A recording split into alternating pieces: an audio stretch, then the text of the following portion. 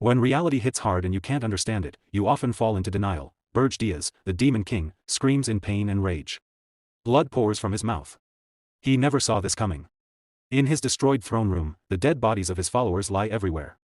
The winning heroes stare up at him from below. His black flames, which he was so proud of, fail to kill any heroes.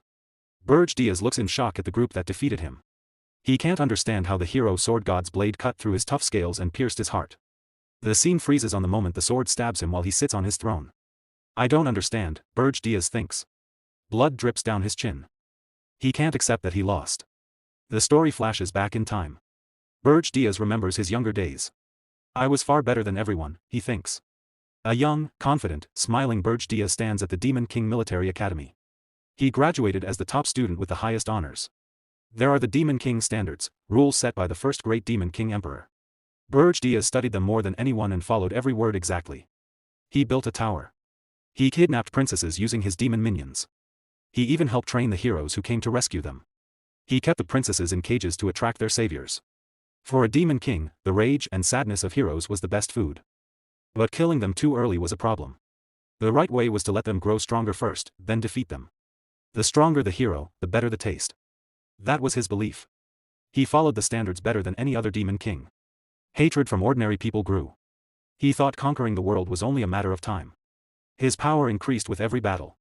He absorbed the anger and sadness from heroes and people. He became the strongest Demon King ever, back to the present. But why did I lose in the end? How? Berge asks himself again and again. His face shows confusion and despair. A mocking voice breaks the silence. You Demon Kings always say the same thing, the sword god hero says with a smirk. You bring this on yourselves. Why act so surprised? I don't understand, Berge thinks, eyes wide with shock and cold sweat. Liar, the hero replies. You always kidnap the most famous princess and leave clues so we can find you and fight. You're stupid. If I were the Demon King, I'd kill the human king first. The kingdom would fall into chaos. Berge suddenly realizes, kidnapping a king would make humans fight each other for the throne. Their anger would not focus on him, so he would not gain power.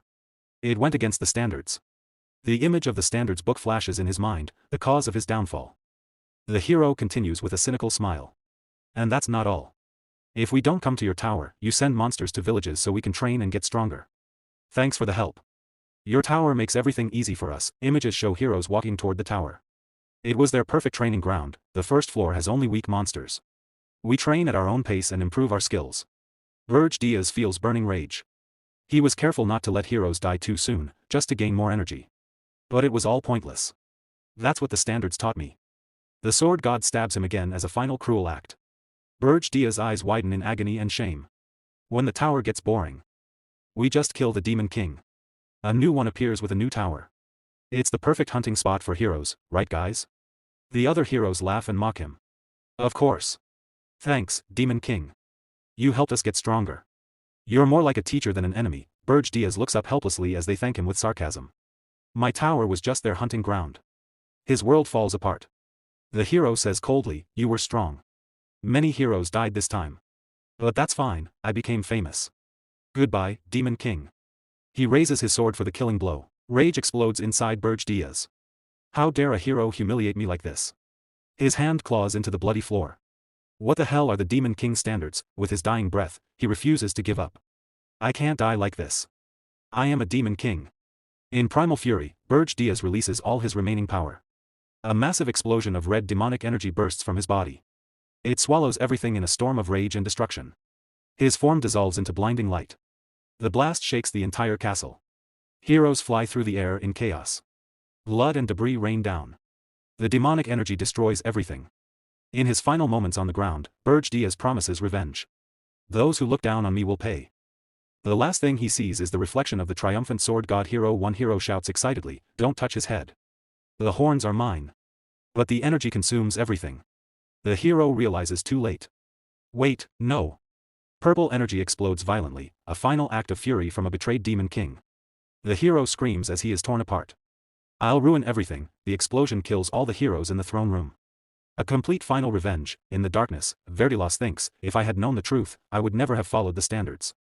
If I get another chance, forget the standards. I'll just unleash chaos. The tower explodes into darkness. A distant voice calls, Berge. His eyes snap open. He is in a grand hall lit by moonlight through tall windows. He looks around in confusion. Students in uniform surround him. What? I'm alive? A strong voice calls, Berge Diaz. Step forward. He walks forward, mind racing. This place, it's impossible. The academy headmaster stands before him. Berge Diaz, why act like this on your graduation day? He sees the red emblem in the headmaster's hand, the symbol of a demon king. This is graduation day at the Demon King Military Academy, 15 years ago. All graduates must take the stage and swear to follow the Demon King standards. As class representative, Berge Diaz must read them aloud. A large hologram appears, showing the standards, the same rules that led to his humiliating death. He thinks, I memorized this perfectly. I followed it with all my heart. This garbage turned me into a toy for heroes and ruined me. Memories of his death burn in his mind. Do I really have to read this now? Do I have to swear loyalty again in front of everyone? His throat tightens. The headmaster and teachers smile, unaware of the rage building inside him. Berge Diaz clenches his teeth hard. His face becomes a mask of pure anger. The host says, Berge Diaz, please read the Grand Demon King standards. Rage explodes. His voice rings out clear and strong, I refuse. Dead silence falls. Students freeze in shock. Berge Diaz shouts, I will not swear loyalty to something so stupid. The Demon King standards are trash. His words hit like a shockwave. Students stand with mouths open. One boy's glasses even crack from surprise. The headmaster's face twists in fury. Berge Diaz's rebellion echoes through the hall, breaking years of tradition. This was the moment the academy's greatest student became its biggest disgrace. A new path of vengeance had just begun. In the grand ceremonial hall of the Demon Kingdom, anger exploded. The Archduke, Arcane Blur, slammed his fist on the podium. His eyes were red with rage as he shouted at Berge Diaz. He threatened to execute him for insulting the standards of the Demon King. From his tall throne, Archduke spoke again. He said that because of Berge Diaz's great achievements and talent, he would get one last chance to save himself. He must take back his foolish words and apologize to the entire Demon Kingdom. If he refused, he would be sent to Arian. Gasps filled the hall. Everyone knew Arian. It was a dangerous dimension where dozens of Demon Kings had died. It was almost certain death. Some demons muttered that a person who insulted the standards deserved to die. They said even an apology was not enough. The Archduke reminded Berge Diaz about Arian's terrible reputation. It was the worst realm, where countless demon kings had lost their lives, but Berge Diaz smiled, showing his sharp teeth. His eyes showed no fear. He broke the heavy silence with simple words, send me there. Shock spread through the hall. Berge Diaz spoke loudly and boldly. He said he would go to Arian to prove that the Demon King standards were worthless. The Archduke was furious at this disrespect. He called Berge Diaz hopeless and ordered him sent away at once. A bright teleportation circle appeared under Berge Diaz's feet. The Archduke added that he would get none of the special treatment given to high-ranking demon kings. No one would go with him. He could not return until his task was done. As he fell through the portal, Berge Diaz thought calmly. This was what he expected after the mess he had caused. But they were sending him back to that place. He fell toward a vast, beautiful land of mountains and rain, the same world where the heroes who once killed him had lived. In his mind, he remembered that even before his regression, he had chosen Arian himself. Berge Diaz believed that the strongest, like him, should face the greatest challenges. That pride cost him his life in the past. Too many heroes had used the Demon King's code against demon kings. Seconds later, Berge Diaz crashed onto the peak of a snowy mountain shaped like a shooting star. He spread his wings to block the cold winds of Regressed Mountain in the northern continent. Still proud, he cleared his throat and said, I won't let that happen again. This time, I'll use the code against the heroes to prove I'm right. Meanwhile, Gordon Dyrek shaved happily while humming a tune. He fastened his clothes neatly, looked in the mirror, and smiled. Perfect. The Demon King's Academy trains future Demon Kings. The Demon Clan Academy trains the clans that serve them. By Demon Realm rules, the top clan serves the top Demon King. Standing on the graduation platform, Gordon heard his friend say, Lucky you, Gordon. Graduating as head of the clan means you'll serve Demon King Berge. I wish I had tried harder. Gordon stayed calm outside, but inside he was excited. None of the Demon Kings compared to Lord Berge. Berge came from the rare demon dragon bloodline, a genius born once in 1,000 years. Serving him was an honor. With Lord Berge, they could conquer any world. Gordon dreamed of his own name in demon history. Suddenly, Berge Diaz spoke from the stands, that's wrong. Everyone froze. Berge Diaz continued calmly, the so-called Demon King's code is nothing but trash. In that moment, Gordon's dreams broke. He stood stunned. These were the memories of the man now deep in Regressed Mountain. By demon law, the top clan serves the top Demon King. Gordon was still in shock. But why? Berge Diaz's voice came from behind, they said no clan would follow me, but they still sent someone. Gordon turned slowly. Berge reached out his hand. Good to see you again, Gordon. Gordon did not shake it. Why did you say that? You called the code trash in front of everyone. And to Arian, no less. Now I'm going to die, too. Even after a sincere warning from the Berge Diaz, calm down. You'll tear out all your hair now. He couldn't drop his anger instantly. My hair isn't the issue. That noisy display made Berge Diaz ponder. Has Gordon always been like this? Before I reverted, he was calm and confident. An old memory from a past life flashed. It'll be hard, but with you and me, we can do it. Actually, if it weren't Arian, I wouldn't be interested. Berge Diaz sighed wearily. It's understandable. The situation is totally different now. But if I told him I'd reverted, he'd think I'm crazy. Having vented everything, Gordon finally fell silent and gathered himself. He sadly clutched his hair to hold back tears and apologized for his earlier disgrace, saying, since it's come to this, I'll fulfill my duty, forcing Berge Diaz to pretend not to notice the weak display and reply, very well. Demon King's Code. Rule 1. A Demon King must erect a tower, but must not hide it or place it in an overly harsh environment. Only then can heroes find it. Gordon, of course, remembered and warned Berge Diaz. This place is too dangerous. Surrounded by towering mountains, humans can't find or reach it. Even strong monsters roam freely. You can't build a tower here. We should move. Unexpectedly, he bent and shoved the stone straight into the ground. No, I'll build the tower right here. The tower seed planted in the earth and feed it with the Demon King's device so the tower can grow. That act visibly angered Gordon. Rule 1, you're directly defying them. Have you even discarded a Demon King's pride? Berge Diaz muttered dejectedly.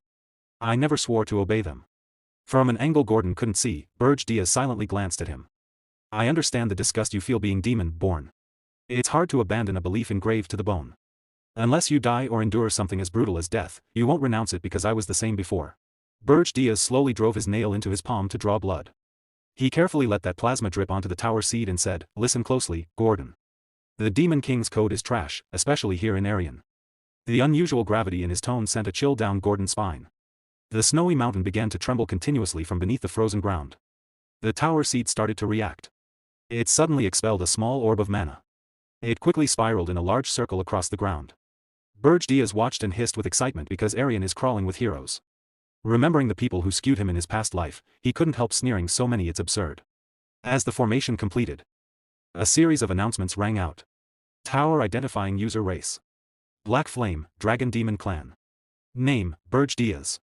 Identification complete, proceed to summon the tower. The final announcement coincided with a building rising from the frozen ground. The splendid sight made Berge Diaz mutter bitterly. This is why Demon Kings keep dying here after countless tower destructions. Humans learned the tower's mechanism and used the Demon King's own rules against us. On this land, the Demon King's rules no longer apply. Indeed, they should be called the Hero's Standards, which puzzled Gordon. Gordon finally understood the terrible truth. In this land, the old Demon King rules no longer worked. They should be called the Hero's rules instead. Before them stood a tall, dark tower, complete and menacing, rising out of the snowy wasteland. Gordon stared up at it, stunned. In the end, Berge Diaz had built the tower in that forbidden place after all. Berge Diaz walked calmly toward the main entrance. Let's go in, he said to Gordon. Gordon followed in silent hesitation. They entered the first floor of Berge Diaz tower. It was a huge hall with high, arched ceilings and a patterned floor, but it was completely empty. Gordon spoke out loud. A normal Demon King tower should have traps, complicated rooms, or monsters to guard it. But there's nothing here. It was a tower with no advantages for a Demon King, no special privileges. They climbed to the top floor, the Demon King's chamber on the 5th floor. It was the same, a large empty hall with a throne at the far end, and nothing else. Every floor was deserted. Gordon looked serious. The tower is built now. We can't change that. So we must at least follow rule number 2 of the Demon King standards. Rule number 2, kidnap a prince or princess, preferably one high in line for the throne. The reason was simple: important royalty produced more demonic energy when captured, through the anger and sorrow of their kingdom. Gordon offered to advise Berge Diaz. The Demon King stood with his back turned and allowed him to speak. Gordon pointed to a map. The closest kingdom is the kingdom of course, in the Regressed Mountains. Please kidnap the princess with the highest rank. That will bring the most anger and sorrow from the kingdom, and you will grow strong quickly. Gordon expected Berge Diaz to refuse. To his surprise, the Demon King agreed. Gordon was shocked. Berge Diaz added, I already have a princess in mind. Excited, Gordon offered to help, but Berge Diaz gave a clear order: stay here and guard the tower. A Demon King's home cannot be left empty. Gordon felt huge relief and joy. Thank goodness, Berge Diaz was still acting like a real Demon King. His strange behavior had just been stress. This could still work. Now it truly began. As Berge Diaz prepared to leave from the balcony, Gordon asked, trying to be a good servant, which princess will you bring? Berge Diaz gave a sly, secret smile and only said, well. The scene changed. Berge Diaz flew over a distant city at night. His target was far away, not the nearby kingdom, but Hilderin, the southernmost nation on the continent, the farthest from his tower. The view moved to a huge castle. Only one window was brightly lit in the dark night. Inside the room, a beautiful blonde princess named Hildera looked out the window. Berge Diaz spread his demon wings and landed in front of her under the full moon. Now his true plan was clear. Out of all possible princesses, he had chosen the one with the least importance, the 13th princess. His red horns shone in the moonlight. With an intense look, he said, I have come to take you, princess. Back in the tower, Gordon's mind exploded. He screamed at the top of his lungs, that's the exact opposite of the standards. In the middle of the night, the Demon King Berge Diaz appears in a princess's bedroom. The young woman with long blonde hair, wearing a nightgown, sits on her bed. She looks at him without fear, only calm curiosity and a serene face. Princess Hernand asks the stranger, who are you?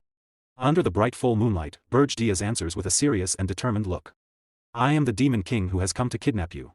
A small, mysterious smile appears on Princess Hernand's face. This is a completely unexpected reaction to a kidnapping. Still sitting on her bed, she asks a bold question to the surprised intruder. Demon King, are you sure you can handle me? Berge Diaz feels confused by the odd question. He wonders if she thinks Demon Kings are a joke. He replies confidently, of course I can. I am a Demon King. To his surprise, Princess Hernand holds out her hands and offers herself willingly. Then take me. Berge Diaz grows suspicious and asks what she is planning. Hernand thinks for a moment and says that, as a princess, she always expected something like this might happen one day. Berge Diaz refuses to be tricked so easily. He warns her not to expect him to lower his guard. He is in a desperate situation himself and will not fall for any tricks. Hernand says she is not planning anything. With clear logic, she asks how she could have set a trap when she did not know a Demon King would come that night. Berge Diaz quietly admits to himself that she has a good point. Still, he feels uneasy about the whole situation. Finally, they stand face to face. Princess Hernand seems ready to leave. She holds out her hand and says, then, shall we go? The scene changes to a snowy mountain landscape. Berge Diaz, in his demonic form with wings, flies toward his tall fortress. He lands, carrying the princess wrapped in a cloak. A subordinate with long black hair and pointed ears greets him. Berge Diaz orders the subordinate, named Gordon, to house her on the 4th floor. Gordon is shocked. He thought the princess would go to the dungeon. Berge Diaz explains that since she did not resist, she will get some kindness. Meanwhile, the princess waves cheerfully. Right after, Gordon approaches Berge Diaz and says he has something important to report. The scene moves to the 4th floor of the tower. It is a huge empty hall with cold stone floors. Princess Hernand sits alone on the freezing floor and whispers to herself, I really have been kidnapped. Her thoughts wander. She compares this place to her old life. Here, there are no pillows, no blankets, no servants like in her palace bedroom. There are no beautiful gardens with fountains. This place is nothing like her kingdom, but then her face lights up with mischief and joy. In her mind, she thinks of a but, and she says to herself, it's not that bad. Back with Berge Diaz, Gordon tells him about an invitation from the Beast Tower. It is a welcome banquet for the new Demon King. Berge Diaz is doubtful. He thinks it is a weak attempt to scare and test the newcomer. The story explains that Demon Kings are too proud to work together. But a great threat named Aryan has forced them to form an uneasy alliance. Berge Diaz thinks about this. Before, he ignored the others and thought they were weak. Now, as the new Demon King, he knows he must join in. He decides to accept the invitation to make first contact. Berge Diaz and Gordon arrive at the Beast Tower, a huge stone building covered in vines in the middle of a thick jungle. On a massive throne sits a giant beast with white fur, sharp claws, and glowing red eyes. My name is Draxon. I am the Demon King of Beasts, he says. He brags about his power. I have ruled this place for 70 years. Berge Diaz listens in silence while Draxon mocks him. So, you're the new Demon King. I heard you broke traditions, but you look pretty ordinary. Berge Diaz stays calm and asks directly if Draxon wants a fight. He tells him to speak plainly. Behind him, Gordon already regrets coming. Draxon laughs and finally reveals the true reason for the invitation. Archduke Arcane told me to watch you as soon as you arrived. When Berge Diaz hears the name, he scoffs and calls the Archduke that noisy old vampire. He adds that dropping him in Aryan wasn't enough to improve his mood. This insult makes Draxon furious. How dare you speak of the Archduke like that? He shouts. In rage, he slams the meat he was eating onto the floor in front of Berge Diaz. Lick it, Draxon orders. Do it, and I'll forgive your disrespect. Berge Diaz stays calm. Demon King of Beasts, he says, do you really not know why I'm here? Draxon laughs mockingly. Because you mocked the Demon King orthodoxy. A wicked smile appears on Berge Diaz's face. According to that orthodoxy, demon kings cannot kill each other. Suddenly, Berge Diaz stomps the ground.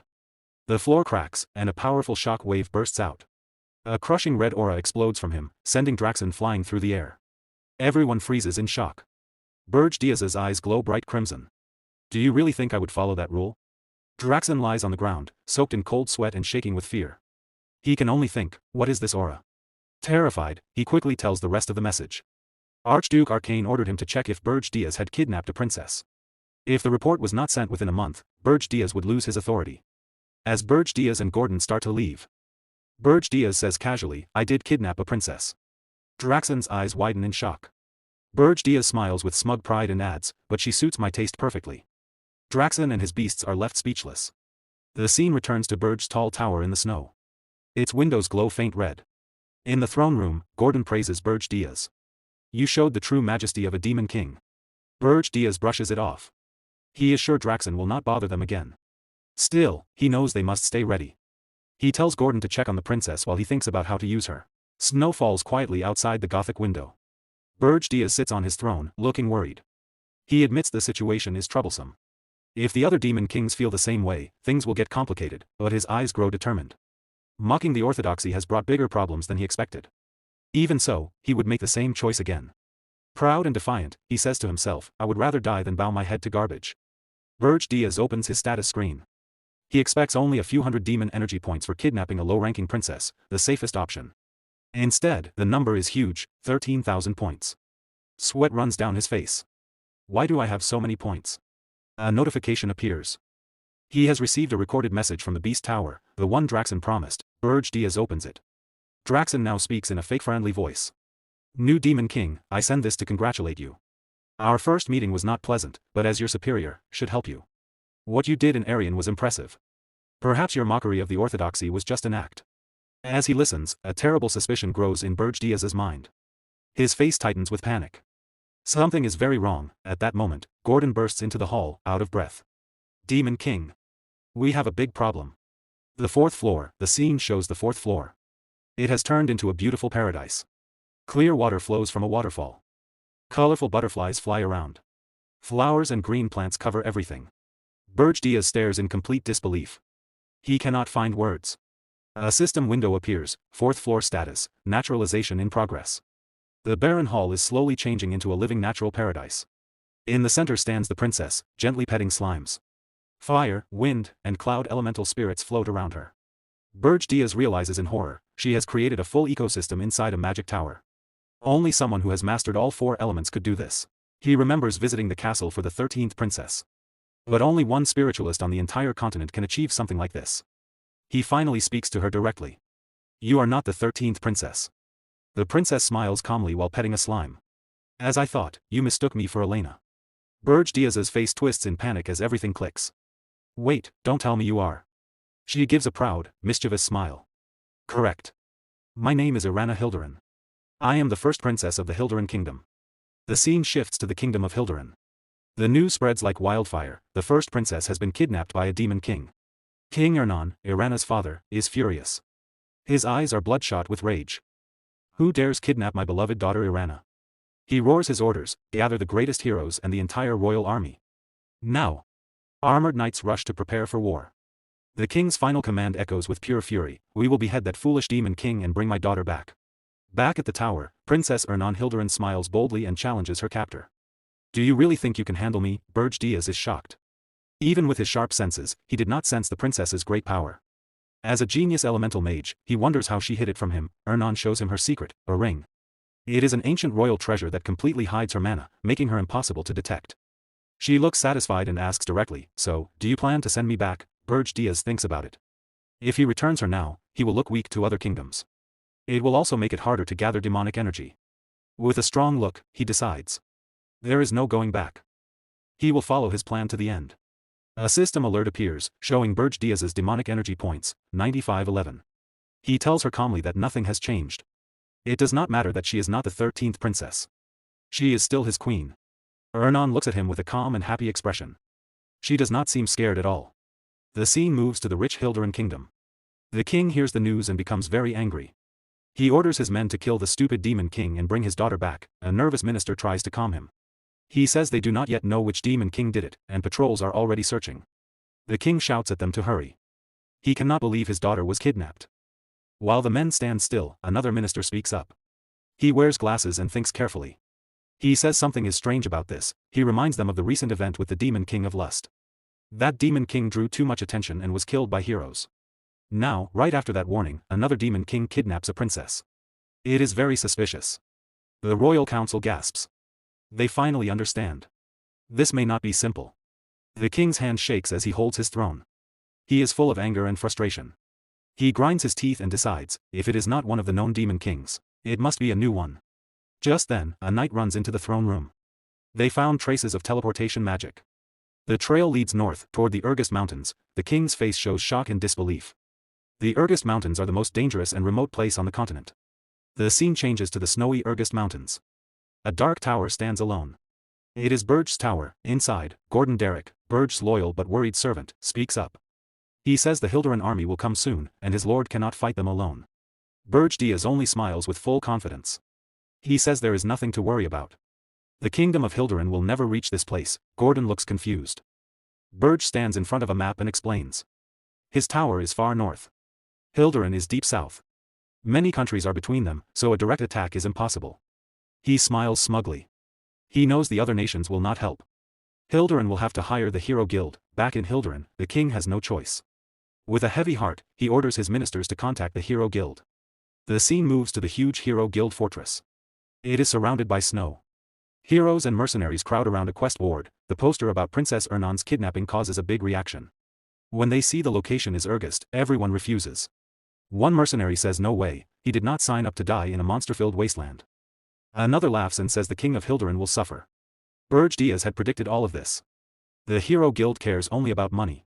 They will never take such a dangerous job without a huge reward. That is why he built his tower there. Gordon is amazed by his master's smart planning. Berge thought of everything. He knows so much about the human world of Arian, even though he ignores its rules. Gordon wonders how Berge Diaz knows so much about the human world. It feels like his master has lived here before. Back in the Hilderan throne room, the king shouts in anger. He cannot believe that no hero will take the job. How can they call themselves heroes, he roars. A minister sighs and explains the truth. There are many heroes in Arian, but most care more about money than duty. They only choose easy or well-paid missions. Meanwhile, Berge Diaz looks at his system interface. He knows it will take time for the kingdom to find heroes willing to come. Even then, the journey to his remote tower will be long. Sitting on his throne, Berge Diaz thinks quietly. His current demonic energy is not enough to fight a full group of heroes. A dark memory comes to him, the heroes who defeated him in the past. He remembers that fear well. He will never underestimate them again. He turns to Gordon and gives a surprising order. Contact Draxon. I will sell demonic energy for human gold. Gordon is shocked and screams, sell demonic energy? That's crazy. He reminds his master that demonic energy is precious. It is used to unlock tower powers and summon monsters.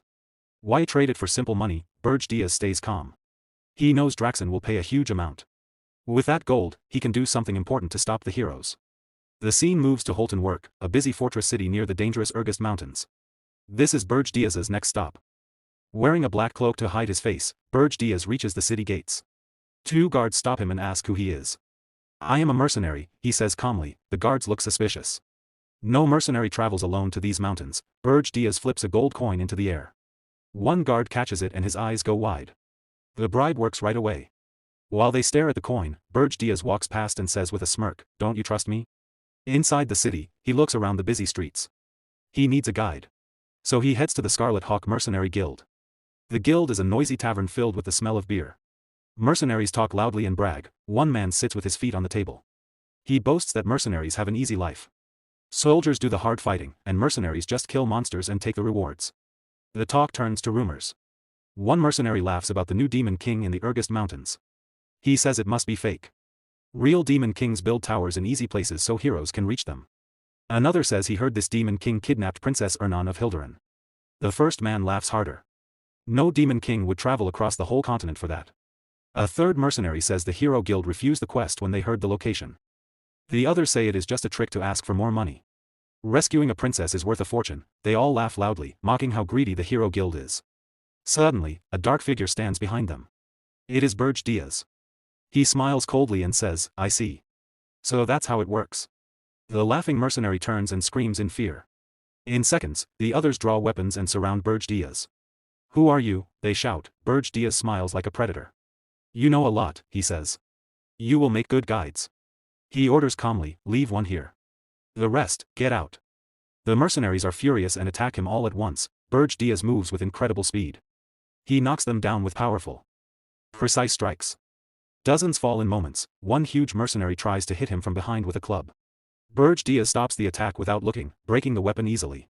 His eyes glow red as he punches back with dark energy. The big man looks terrified. The surviving mercenaries run away in panic, screaming. The one Berge Diaz chose to spare stays on the floor, shaking. He whispers, monster. Berge Diaz grins wildly, his eyes shining with demonic power. Outside, people hear the screams and noise. A mage and her friend watch without worry. They're fighting again, she says. It happens all the time. Inside, the tavern is silent except for the bodies on the floor. Berge Diaz stands unharmed. He looks down at the terrified mercenary and says gently, do not be afraid. Answer my questions, and I will let you live. The man nods quickly. Berge Diaz asks, where is the slave market? The scene changes to a beautiful mansion with fountains and iron gates. It looks rich, but it is really the slave market. The scared mercenary leads Berge Diaz there. A merchant greets them with a big smile and shows a cage of human slaves. Do you like them? He asks. Berge Diaz looks bored. Do you have anything rarer? He throws a heavy bag of gold. The merchant catches it, his eyes shining with greed. A golden tooth flashes in his smile. Yes, of course. This way, please. As they walk deeper into the building, Berge Diaz thinks to himself. This merchant does not care that his men were just beaten. Humans who want money are no different from demons who want demonic energy. They go down stone stairs to a secret area. Behind a wooden door is the special merchandise. A flashback shows Berge Diaz telling Gordon his real plan. With human gold, I will buy slaves, rare races captured by humans. An elf would be perfect. In a cell, a green-haired elf named Granada is chained and muzzled. He glares with pure hate. Berge Diaz smiles darkly. He will use this elf as a spy to cause trouble among the heroes. Suddenly, the scene cuts back to the Hilderan throne room. A Hillen announces, the savior has arrived. Hero Hillen Cargill is here. The king looks relieved. He is sure Cargill will accept the mission. Cargill is a strong man in shining armor. He kneels before the king and promises, I will rescue the princess and bring back the Demon King's head. I swear it in the name of justice. His eyes burn with determination. Back at the tower, Berge Diaz explains the plan to his subordinate. He will use the elf as a spy to confuse and disrupt the heroes. The subordinate nods and says it will work well because elves are seen as pure and innocent. Then the scene changes back to the slave market. Berge Diaz walks up to the two slave traders and says he is there to buy the elf. He tells them his servant will pay the price. The traders are shocked. With a scary glare, Berge Diaz asks if they have any problem with that. The terrified trader quickly says no. His partner nervously gets the payment ready. Berge Diaz orders both traders to leave the room. He says he needs to check something with the elf alone. One trader warns him that the elf might attack. Berge Diaz ignores the warning and says if anything happens, the trader will pay for it. The trader looks disgusted but has no choice and agrees. Both traders leave, now alone. Berge Diaz walks to the cage. Granada is sitting on the floor in chains. Berge Diaz uses his demonic power to break the chains and free Granada. Granada is surprised. He feels the dark energy and realizes Berge Diaz is a demon. Angrily, he asks what a demon wants with an elf. From outside the cage, Berge Diaz offers him a chance to get revenge on humans. Granada thinks the offer sounds good, but he says he cannot trust demons any more than he trusts humans. Berge Diaz says he is different. He offers a deal. If Granada stays loyal for exactly 50 years, Berge Diaz will keep him safe and then give him freedom. He adds that 50 years is not long for an elf, and it is much better than staying a slave. Granada has been humiliated by humans, but he is still not convinced.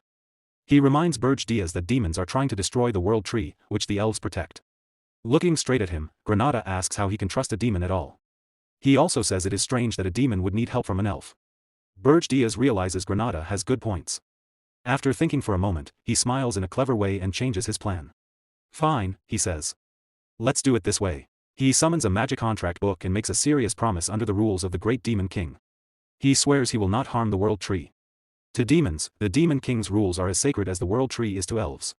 In return, he asks Granada to swear loyalty to him for 50 years, using the world tree as his oath. Granada smiles. He finds the whole thing very strange. You are weird, he says. But you are willing to make a fair deal. Granada stands up and introduces himself properly. I am Granada of the Maple tribe. He agrees to take the oath, but only after he meets the Demon King who sent Berge Diaz. Berge Diaz looks confident and says, I am the Demon King. Granada freezes in shock. He can't believe what he just heard. He stammers, what? Then he suddenly bursts into loud, crazy laughter. Still laughing, he grabs Berge Diaz by the shoulders and shakes him. That's impossible, he says. A Demon King would never leave his tower, his power gets weaker outside, just to buy one slave. Between laughs, Granada mocks him. If you really are the Demon King, then I'll swear loyalty for 100 years, not 50. Later, Berge Diaz, Granada, and the subordinate arrive at the 5th floor of the tower. The place is grand but completely silent and empty. Sitting on his throne, Berge Diaz reminds Granada, the 100-year contract was your idea. Granada finally realizes it is true. He goes into shock. His face changes from disbelief to anger. He explodes in rage. This is all a scam, he yells. You never said the whole tower would be empty. The first 3 floors are barren, and the 4th floor is just plants. Furious, Granada shouts, what kind of Demon King has no monsters guarding his tower? Heroes will destroy us in a year. I won't work like this. Berge Diaz stays calm and coldly says, we have a contract. Suddenly, Berge Diaz releases a terrifying wave of demonic power. It crushes Granada to the ground. Sweating and shaking, Granada finally admits to himself that this man really is the Demon King. Granada remembers the trip to the tower. Even though the tower looked old and empty, no monsters from the mountains came near. They were all scared of Berge Diaz's strong presence. Granada gives up. A Demon King is still a Demon King. Maybe through him, Granada can get the revenge he wants. Defeated, Granada kneels. He swears on the great name of the World Tree that he will be loyal for the next 100 years. As he swears, Granada thinks, if the Demon King came to recruit me himself, I must be important in his evil plan. But Berge Diaz's first order surprises him completely. With a relaxed smile, he says, good. Now, make me dinner. Granada freezes. His mind, ready for a big dark plan, goes blank. The scene changes in a funny way. Granada is now wearing an apron. He chops vegetables with great skill. He thinks, wasn't I supposed to be part of some evil master plan? To his shock, Princess Hilderin stands next to him, also cooking. She asks cheerfully, do you need help with the vegetable bread? Granada has no words, the view widens to show a long dining table on the 5th floor. Berge Diaz sits at the head. Princess Ernand and Gordon Durka sit on one side. Granada sits on the other. Still confused, Granada asks Berge Diaz, is that woman really the Princess of Hilderin? Berge Diaz answers casually. Yes, that's Ernand Hilderin. The princess just smiles. Granada explodes again. You've lost your mind, he yells. You kidnapped a kingdom's princess, but your tower has no defenses. How will you stop heroes from attacking? Berge Diaz calmly lifts a bite of food on his fork and says, that's why I bought you. For now, just sit and eat. Granada goes silent in shock. In a funny moment, Berge Diaz adds, the food is really good. Princess Ernand says happily, I helped too. Granada thinks to himself, what in the world is going on here? The scene moves to the 4th floor, a lush green field full of plants. Granada asks, is this where you plan to fight heroes? Berge Diaz shakes his head. No. If heroes reach this floor, it's already over. Then he explains Granada's real job. You will cause trouble in the human world. Granada blinks. You want me to be a spy? Berge Diaz nods. Yes. But first, I need to test your skills. He gestures to Granada. Attack me. Granada is stunned. He thinks, how can I beat a Demon King in his own tower? Berge Diaz gives him a handicap. I'll fight with one hand and no demonic energy. If you win, I'll cut the contract by 50 years. This excites Granada. He gathers nature energy and shouts, I'll attack with everything. Wind and leaves swirl around. The fight starts. Granada attacks fast and hard, but Berge Diaz blocks every move easily with one hand. Berge Diaz says, your moves are sharp for a former slave. It's because of the mana from the plants on this floor. That's normal for an angry elf. Granada yells, I'm no ordinary elf. You'll regret this fight. He uses nature magic. Vines shoot from the ground and wrap around Berge Diaz's leg, holding him still. Berge Diaz looks down and pretends to be surprised. Granada roars, you're open. He jumps forward with a powerful punch. Just then, a dark smile appears on Berge Diaz's face. He thinks, this is enough. In a flash, Berge Diaz disappears and reappears behind Granada. His eyes glow red, and his aura is scary. I hope you remember who you're fighting, he whispers. Granada freezes in fear. With a cold grin, Berge Diaz says, I won't kill you by mistake, but it will hurt. Terrified, Granada stammers, wait. Wait, a huge boom shakes the tower. The test ends badly for Granada. The scene changes to Orton Walk, the base of the Red Falcon mercenaries. Their captain greets Berge Diaz with big fake praise and greedy eyes. What an honor to see you again. Berge Diaz says he wants to hire the whole group for 1 year. The captain quickly asks about payment. His men whisper about how Berge Diaz beat them badly last time. Berge Diaz drops a huge bag of gold as a down payment. Everyone goes quiet in surprise. The mercenaries cheer and promise loyalty. The captain secretly thinks about finding a new job. Berge Diaz introduces a new member. This man will give you my orders from now on. The mercenaries look confused until the man speaks. Hello, my name is Granada. The elf's face is swollen, bruised, and covered in bandages from the training with the Demon King. The mercenaries stare in shock, then feel sorry for him. Some even cry a little. They welcome Granada warmly, patting his back and cheering for him. Berge Diaz watches quietly and thinks, they look average, but the Red Falcon mercenaries are tough fighters from the dangerous regressed region. They are skilled, strong, and hard to control. Berge Diaz thinks to himself about his real target. At this time of year, the only hero likely to answer Hildurin's call for help is Cargill, the one who defeated the Demon King of Lust. With his plan clear, Berge Diaz turns to his new mercenaries. Granada stands among them. He gives them their first official order, investigate Hill and Cargill, the hero hired by Hildurin. The mercenaries are now well paid and excited. They shout loudly together, yes, sir.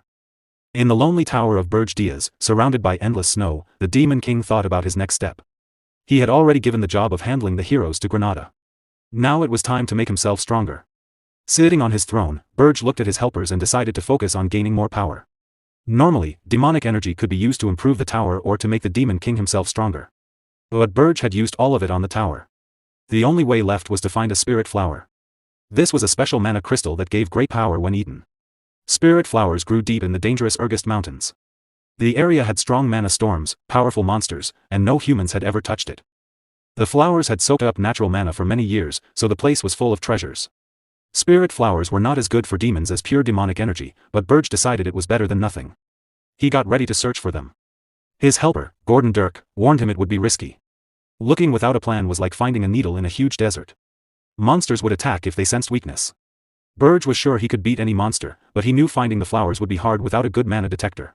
Just then, someone knocked on the door. Berge and Gordon looked at each other, confused. The door opened slowly. Princess Ernand Hildurin peeked in. A small slime sat happily on her head. Are you busy?" she asked shyly. Berge and Gordon were shocked to see her. A short time later, outside the tower, Princess Ernand walked excitedly through the snow. Her little spirits danced around her. Berge stood nearby, watching with no expression. "I'm so excited. I've been bored lately," she said. "You promised I could decorate the 4th floor any way I want," Berge agreed, but inside he wondered how strange her ideas would be. Who decorates a Demon King's tower? Princess Ernand felt very lucky. She never thought Berge would let her go outside. She was glad she came at the right moment. She looked at the small flame spirit floating in her hand. Suddenly, Berge opened his demon wings and grabbed her. "Hold on," she screamed, not ready at all. A loud roar came from behind them. They shot into the sky very fast, leaving trails of mana in the cold air. Ernand closed her eyes tightly at first. She was scared. But soon the fear went away. She opened her eyes and gasped. The world looked huge and beautiful below her. There were mountains, valleys, and endless snow. She had not seen any of this the night she was kidnapped. Her heart filled with emotion. She remembered her old life, endless magic lessons, strict rules in the palace. And walls that felt like a prison. She thought she would be trapped forever. Still flying, she whispered, "You are the only person who has ever flown over the Regressed mountains." Berge answered coldly, "Your job is to find the spirit flowers." Then Ernand said, "Just call me Ernand. We'll be together a lot." Berge got annoyed. "Remember your place," he said in a cold voice. "If you don't focus, I'll throw you in the dungeon." Ernand quickly said sorry and focused. She sent her small water spirits to search the mountains below. Berge thought they would not find anything soon, but he knew her spirits were faster than him or Gordon. Just seconds later, Ernand shouted happily, "I found one." Berge looked and saw a beautiful spirit flower glowing in the snow. Its petals shone with icy blue mana. But then they saw a big group of huge, fierce orcs guarding it. Berge landed in front of them like a true king. "If you have any honor, leave the flower and go," he said. The orcs growled. "We don't obey demons. We hate you. You will die." Berge laughed in a dark way. Gordon was right. I was foolish to expect beasts to listen. Dark purple power exploded around him. Small horns grew on his head. "I'll turn you all to ashes." A wave of energy hit the orcs. They screamed as flames burned them. The power difference was too great. Some orcs tried to attack the weakest target, Princess Ernand. Berge did not move. He made a barrier of demonic energy around her. When the orcs touched it, they were destroyed. Ernand watched in amazement. She knew a group of orcs could beat ogres, but they could not even get close to her. Berge gathered more power and released a huge explosion of dark energy. It destroyed everything. Silence came back. Snow fell on the burned ground. Erna knelt by the spirit flower. It looked like a blue hyacinth, full of water and ice mana. "It's so pure," she whispered, staring with wonder. Berge saw the greedy look in her eyes. "Don't think about taking it," he warned. "Okay," she said quietly. Berge offered a deal. "If you find more, you can keep one." Her eyes lit up. "I'll do my best," but even after searching until they were tired, they found no more flowers. That night, back in the cold tower, Berge sat on his throne and looked at the one spirit flower. He thought about Princess Ernand. At first, kidnapping her seemed like a mistake. But now, as he watched her sleep peacefully with her spirits around her, he thought she might be useful after all. Gordon came in. "Demon King, a message from Granada arrived." "That was quick," Berge said, surprised. Gordon said, "The hero Hillen Cargill and 32 other heroes have left the capital of Hilderan. But they are not coming straight here. They are following the usual hero path, making a party, doing village quests, and getting stronger on the way." Gordon showed many plans on holographic screens, but Berge waved them away and threw them in the trash. Gordon was shocked. Berge smiled. "This time, we won't send monsters to attack them." "What?" Gordon shouted. Berge explained, "Weak attacks only make heroes stronger." Then he gave a surprising order for Granada: join the heroes. Help them and gain their trust. Gordon could not believe it. His king was again doing things differently. He worried. The tower is not strong enough yet to stop heroes. Berge said he would make it stronger soon, and told how, with a dwarf. Gordon yelled, "What? Now a dwarf too? We already have a human and an elf. People will laugh at us." A burst of demonic power quieted him. Berge said, "I don't plan to stop heroes with just a dwarf. I need dwarven magic weapons," he explained. "Heroes expect weak monsters on the first floor. But what if they find dozens of cannons instead?" Gordon was amazed. No hero would expect that. But it was very unusual. Then he realized something terrible. Wait, to get a dwarf here means another kidnapping. The scene moved to the underground dwarven city of Wolfner. It was made of stone and glowing crystals. In the center, a blacksmith worked hard. His hammer hit the metal with strong rhythm. This was Lozier Friedrich, the best dwarven smith alive. And he was next on the Demon King's kidnapping list. The underground city of Wolfner was home to dwarves. Before his regression, Berge Diaz had fought many dwarves, but this was his first time visiting their city. He bribed the guard at the entrance with human gold and asked for the best blacksmith. The dwarf smiled, took the coins, and said, "For a human, you know how to do business." Berge Diaz hid his demonic power completely, so no one knew who he really was. With a small bribe, he got clear directions: go into the city, find the huge hole, take the lift down. Guards would check identity and assign a floor. It was strict security, no intruders allowed. But Berge Diaz did not need the lift. He jumped straight down to the lowest level. Then he walked to the deepest chamber, the heart of Wolfner. That was where the famous blacksmith Lozier Fredericks worked. The first thing Berge noticed was the dwarf's skill. The metal glowed with mana, and the flames seemed to dance. For a moment, Berge wondered if this dwarf was truly the best. He decided he would find out after kidnapping him. He moved fast and tried to grab Lozier, but the dwarf was not ordinary. A wave of fire rushed toward Berge. Then a huge hammer swung at him. That flame has a touch of demonic power.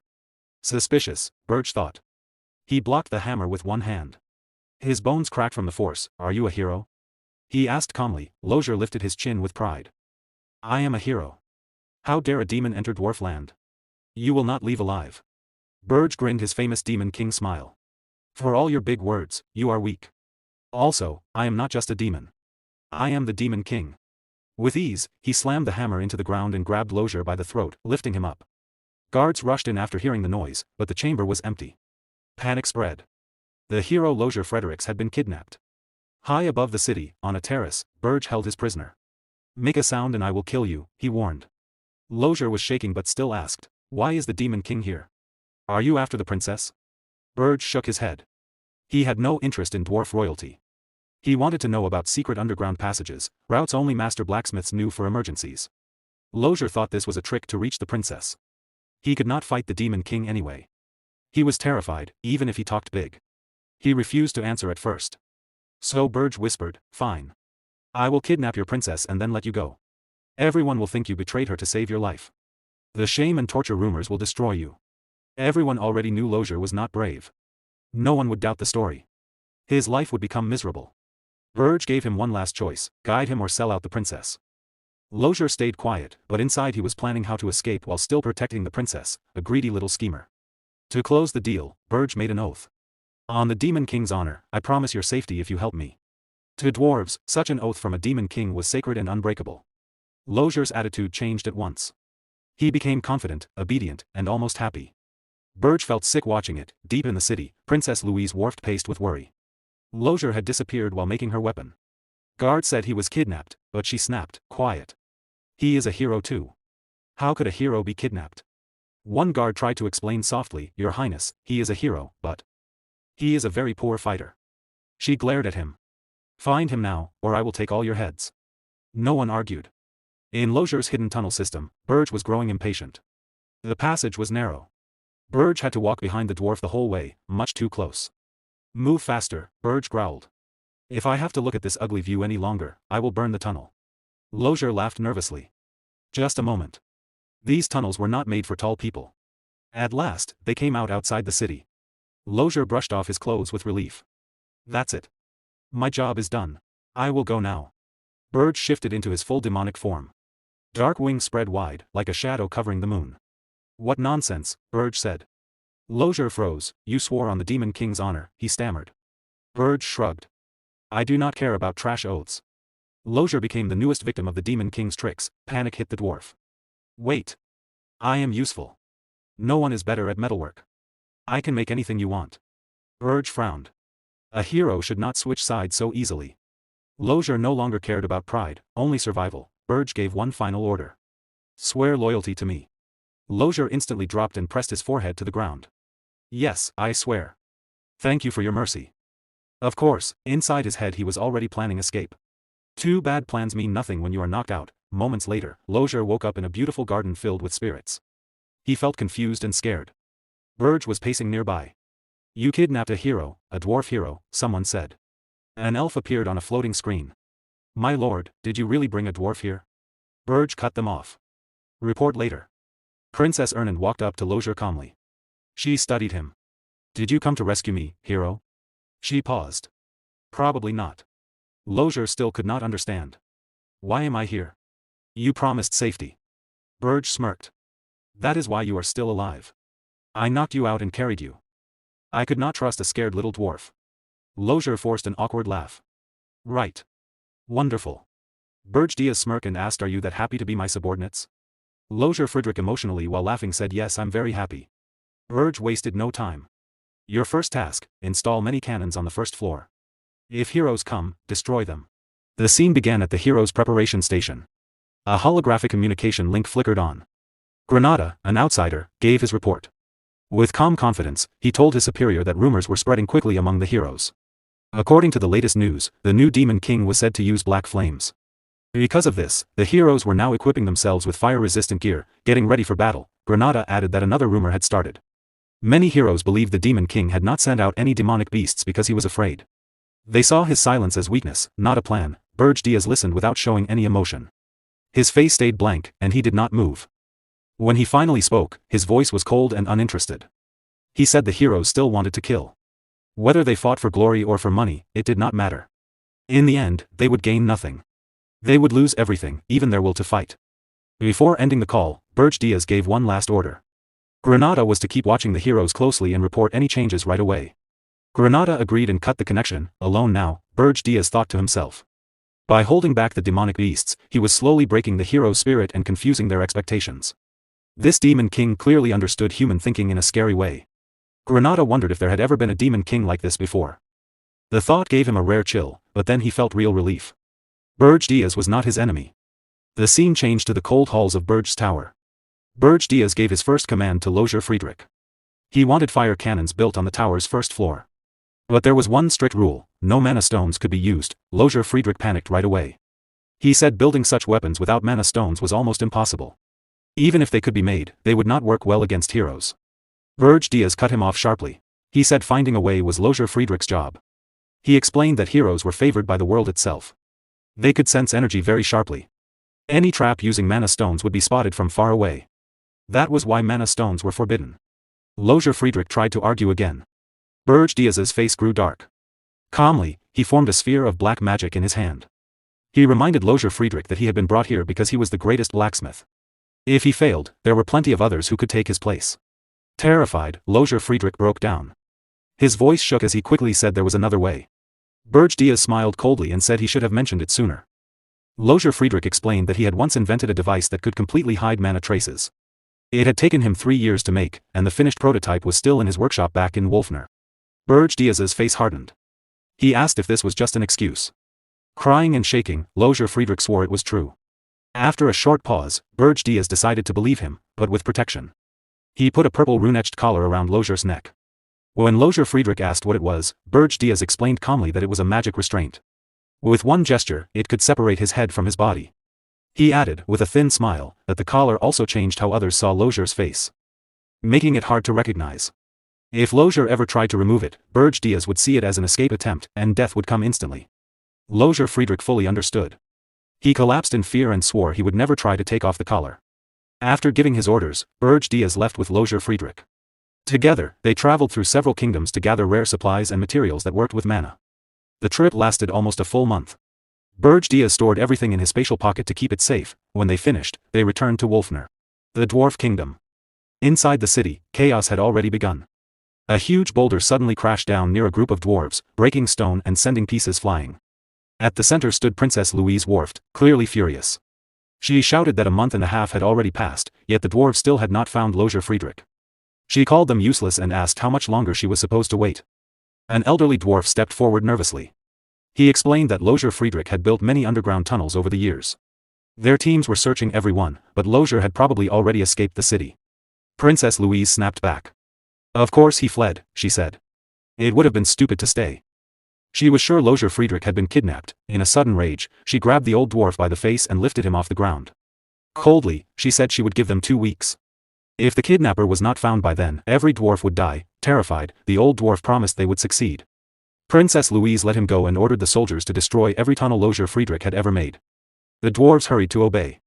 As the soldiers ran off, the focus stayed on Princess Louise Worft. Princess Louise stared at the weapon made by Lozier Friedrich before he disappeared. Her body was strong and far from ordinary. She grabbed the weapon tightly, then shouted as she used her power to crush it into a useless pile of scrap.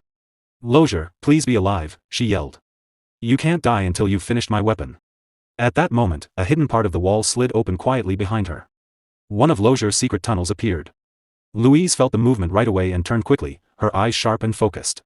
Because of the face mask that blocked recognition, she couldn't see who stepped out. But she knew the tunnel at once. In a cold voice, she said that only Lozier Friedrich knew about these hidden passages. She demanded to know if the man in front of her was him. Lozier Friedrich froze. Fear took over him. After a short struggle, he managed to say her title with a shaking voice. Louise cracked her knuckles. Anger showed on her face. She shouted that the bastard had dared to come back alive. A fierce smile appeared on her lips as golden vines of energy flared around her body. She accused him of hiding because he didn't want to make her weapon. Tears ran down Lozier's face as he desperately said no, that she had it all wrong. His words only made her angrier. She snapped back, reminding him that she was a princess and that he was insulting her by saying she was wrong. With full authority, she declared that from now on, he would be her slave and forge weapons for her forever. Golden energy glowed around her fist as she pulled it back. She said she would punish him first for running away. Just before her punch hit, a powerful blast exploded between them. Princess Louise flew backward through the air. She hit the ground hard but quickly steadied herself with one hand and stood up easily. Dust filled the air, then slowly cleared. Berge Diaz stepped forward calmly.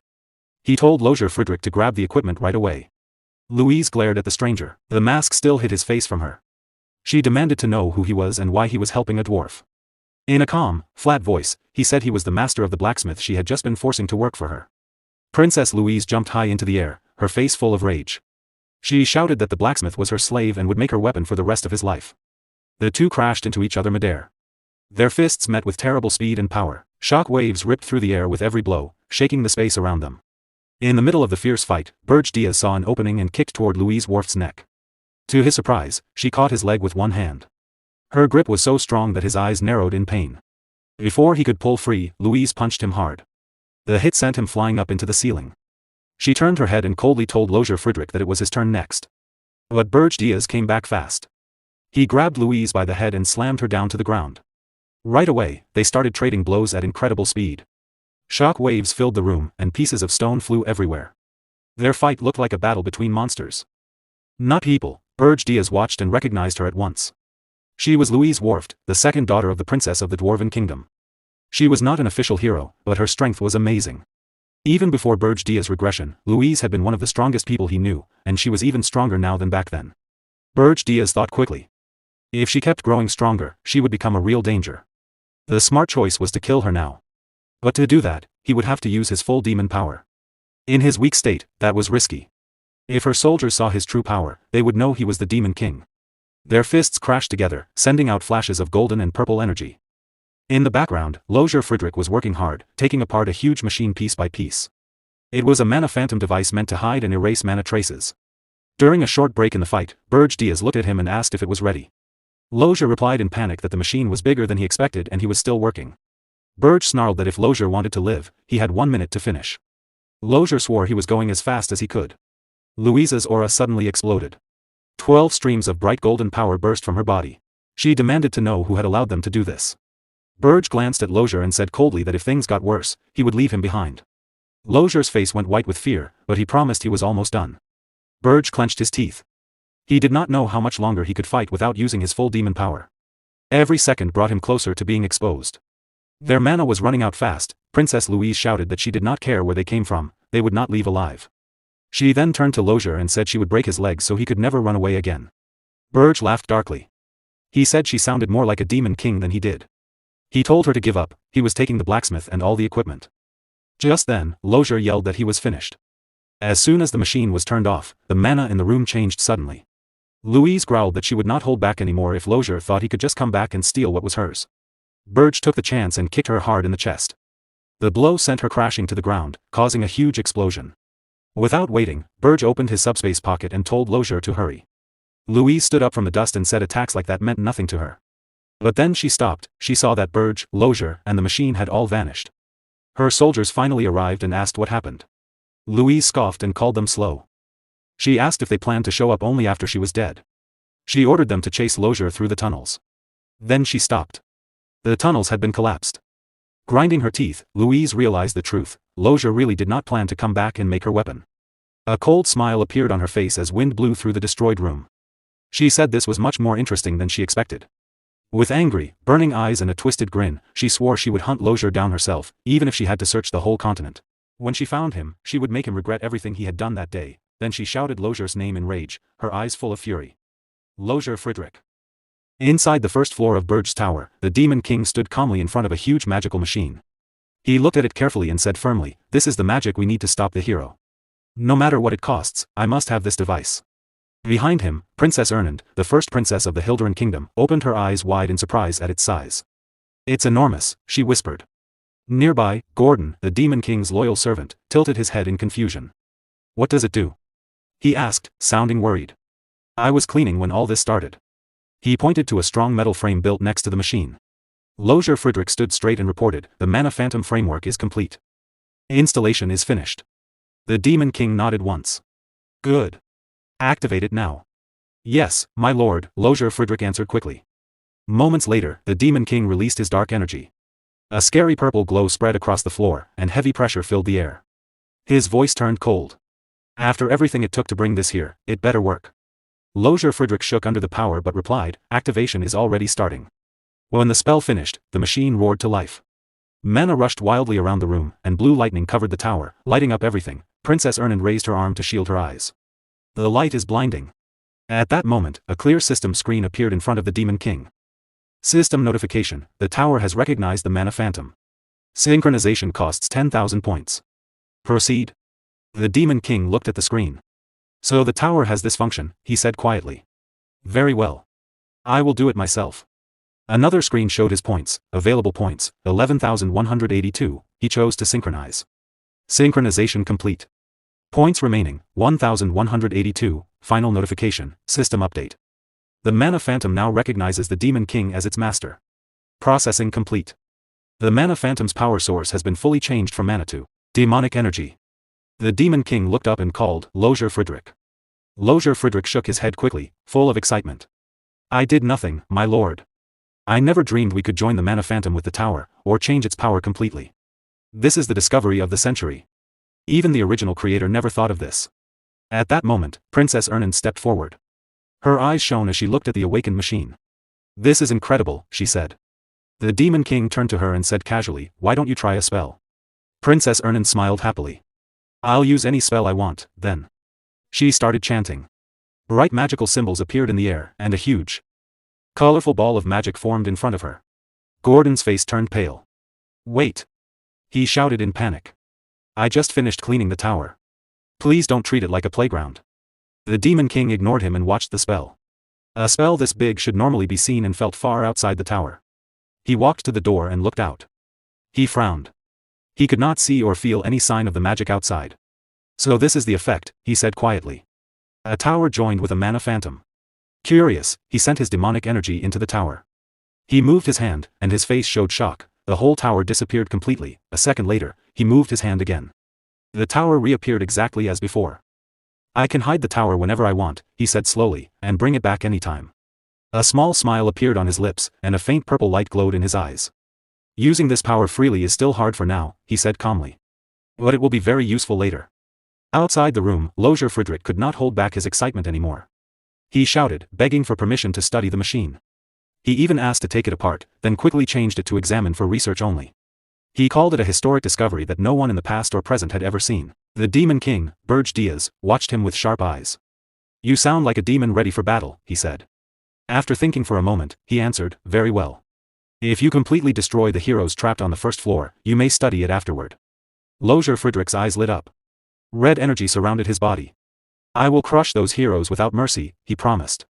He began chanting right away, fully focused on his examination. Berge turned to Princess Ernan. In a calm voice, he said, "You will face the heroes who reach the fourth floor." Princess Ernan froze. "Me?" she asked, surprised. "But I'm a princess." "You are also a powerful spirit user," Berge replied. "And you do not plan to return to the palace." He knew it might be unfair. She was still an innocent princess who did not know the world's cruelty, and asking her to fight her own people was heavy. But she stayed silent for a moment, thinking about what spell she could use. Berge stopped her thoughts. "You don't need to fight directly. Just disturb the heroes and show them you are now my ally. If this works, I will grant you another wish." She looked at him seriously and nodded. "I'll do it," she said. Then she added, "But introduce me as your subordinate, not as a princess." Berge was surprised for a second, then agreed. "Very well." Princess Ernan's face lit up with joy. Like a happy kitten. "Thank you. I'll do my best." She blinked playfully and added, "Should I charm the heroes with my beauty? They'll probably fall for me." "No," Berge said flatly. "Do exactly as I say." She nodded. "Understood." Later, Berge sat alone, looking at the system screen.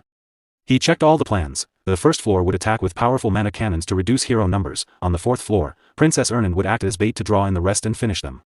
Still, with more than 200 heroes coming, this might not kill even half. He needed to become stronger himself. His eyes moved to the shining treasure in his hand. Thick demonic energy wrapped around it. It was an icy water spirit blossom, corrupted by demonic power, very strong, even against demons. He decided to find more. In another place, Princess Ernan stood in a snowy land with freezing wind. She looked around and sighed. "Nothing here either. This is our third try." Berge answered, "Maybe our earlier success was just luck." Suddenly, a huge figure appeared in front of them. Berge raised his arm, dark energy gathering. "You again?" he asked coldly. "I'm tired of these visits." The large orc made a deep sound and bowed low. "I am Krotu of the Blue Forest tribe," he said politely. "I greet the Demon King." He bowed even lower and begged, "We seek your protection." Berge looked at him coldly. "You want to become my kin?" All the orcs knelt at once. Their leader spoke for them. "Our ancestors were demons who betrayed the demon realm. Because of that old sin, we ask to serve you." Berge stared down without warmth. "Stop the flattery. You want to grow stronger by joining me." His eyes narrowed. "You are better suited to demonic energy than spirit blossoms." An orc elder nodded to his group. "He sees through us. No need to hide." He ordered, "Bring it out." They opened a box. Inside was a dark grim lotus, its petals sealed in ice. Berge recognized it at once. "So that's why we couldn't find it," he said quietly. "You planned this. You know how to bargain, unusual for orcs known only for strength." The orcs bowed their heads. "To survive here, we need wisdom more than strength. Our tribe values brains." Berge gave the box to Princess Ernan and turned back to the orcs. "You came because you lack power. You want strength." A small smile appeared on his face. "Wisdom over strength, I like that." He raised his hand and began chanting. I will accept only one, Krotu. A demonic mark appeared and entered Krotu's body. Dark power filled the snowy field. Roam the land. Grow your tribe under my name, Berge said. Wait for my orders. I will give you a reward greater than strength, your tribe will last forever under my rule. Demonic energy covered Krotu. His body changed and grew stronger, he became a true demon. Krotu knelt deeply. I give my life and loyalty to you, Demon King. The whole tribe knelt behind him. Later, at Berge's mountain tower, power flowed through the building. Outside, an army of orcs stood in perfect rows.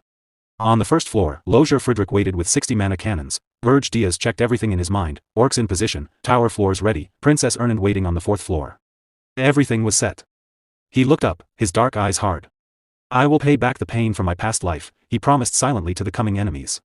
Far away, the hero looked up at the tall mountain and said to his friends, we finally arrived. Regressed Mountain stood in front of them. In the grand city of Holton Walk, a great banquet was held in the central hall. It honored the heroes before their final journey to defeat the Demon King. The room was filled with laughter, music, and the sound of glasses clinking. Warriors, nobles, and dignitaries celebrated together.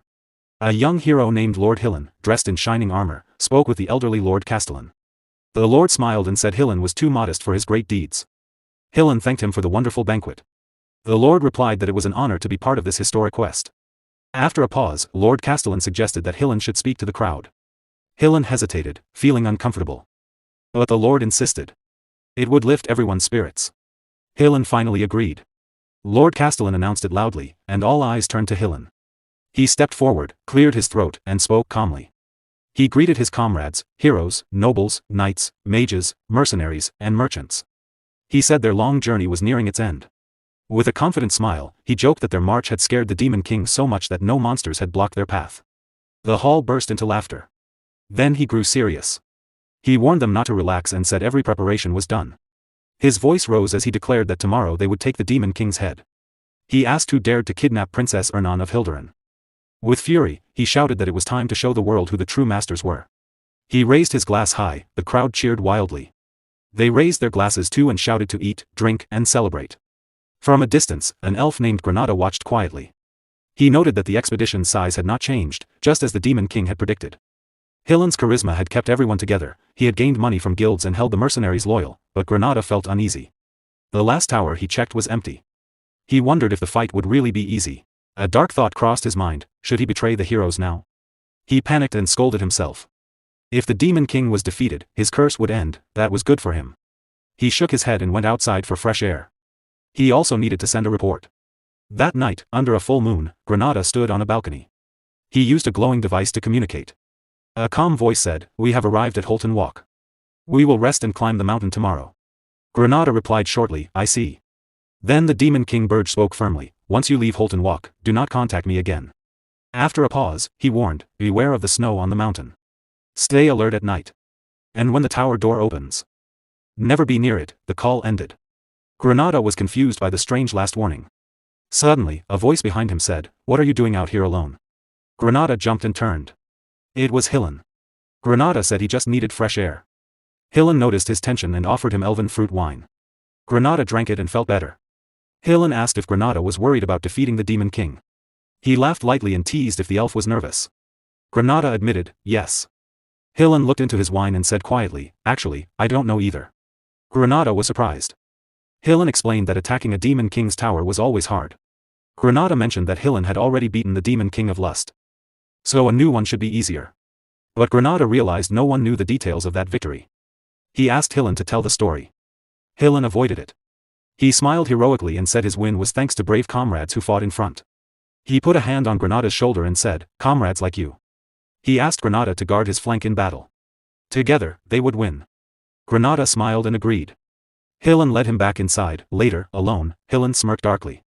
He looked at a ring with a red gem and thought, I'm counting on you this time too, Elf Granada. The next morning, the city of Holton Walk was full of activity. The huge expedition got ready to leave. As the heroes started their march, crowds of citizens lined the streets. They cheered loudly, shouting words of encouragement and good luck. They praised the leaders with cries of, Long live Lord Granada, and Long live Lord Wharton. At the front, Granada walked with a calm, serious face, staring straight ahead.